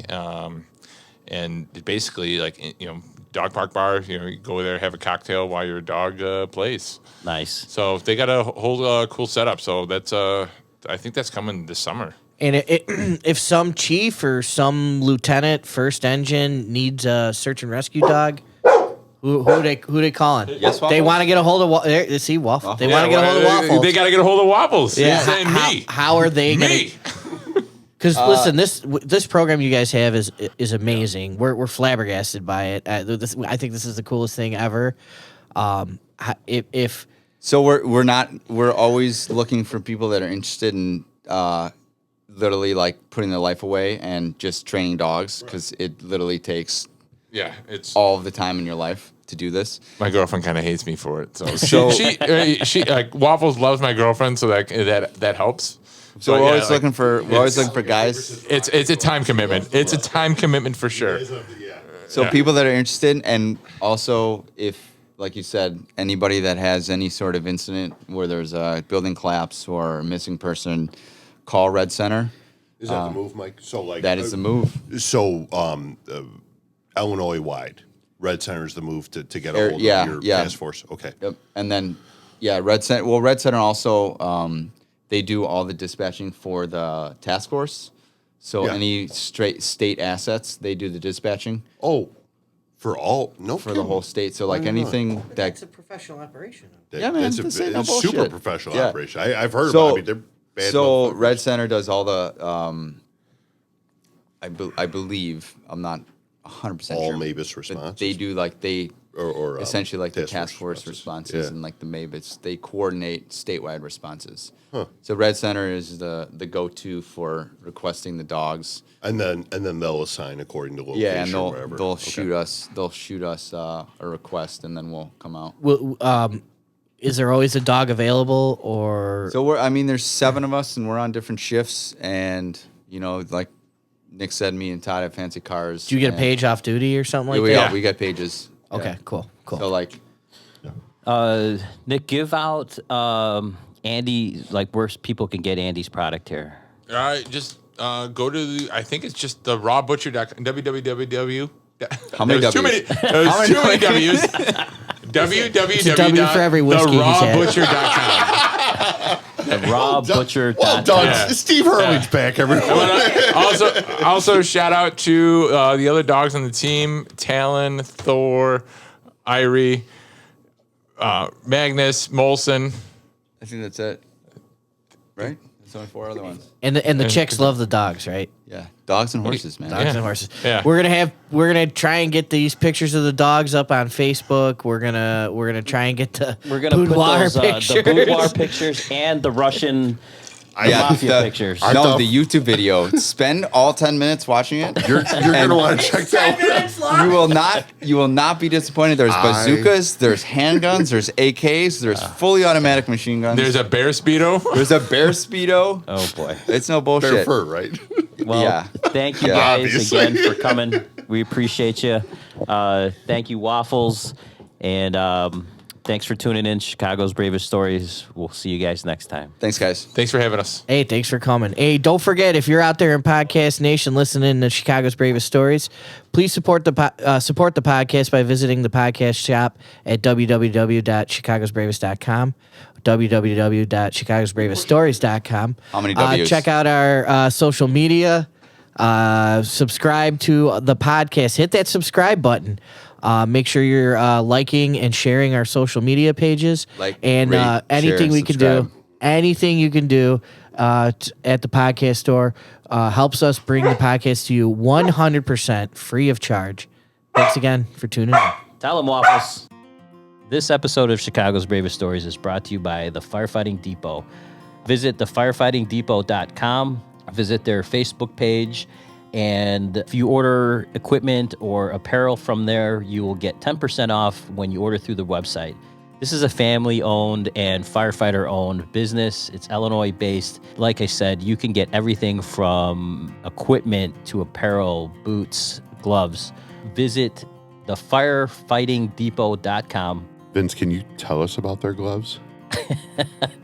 I could tell you about their Fire Hog, which is the last woman at any small town at last call. In Pontiac, Illinois. Viridian firefighting gloves are a product that they offer. They've got a whole This is the last whole show they host of- ever sponsored. yeah, absolutely. I think we need this. Just turn this off right now. And it's a fair message that they'd want to send. Fire Hog brought to you by the Yeah. Firefighting Depot. By the fire hog himself, Vincent. I'm sending this one to him too. Oh, you got to. You got to. We'll be like, we already put this one out on the air. This one's on us.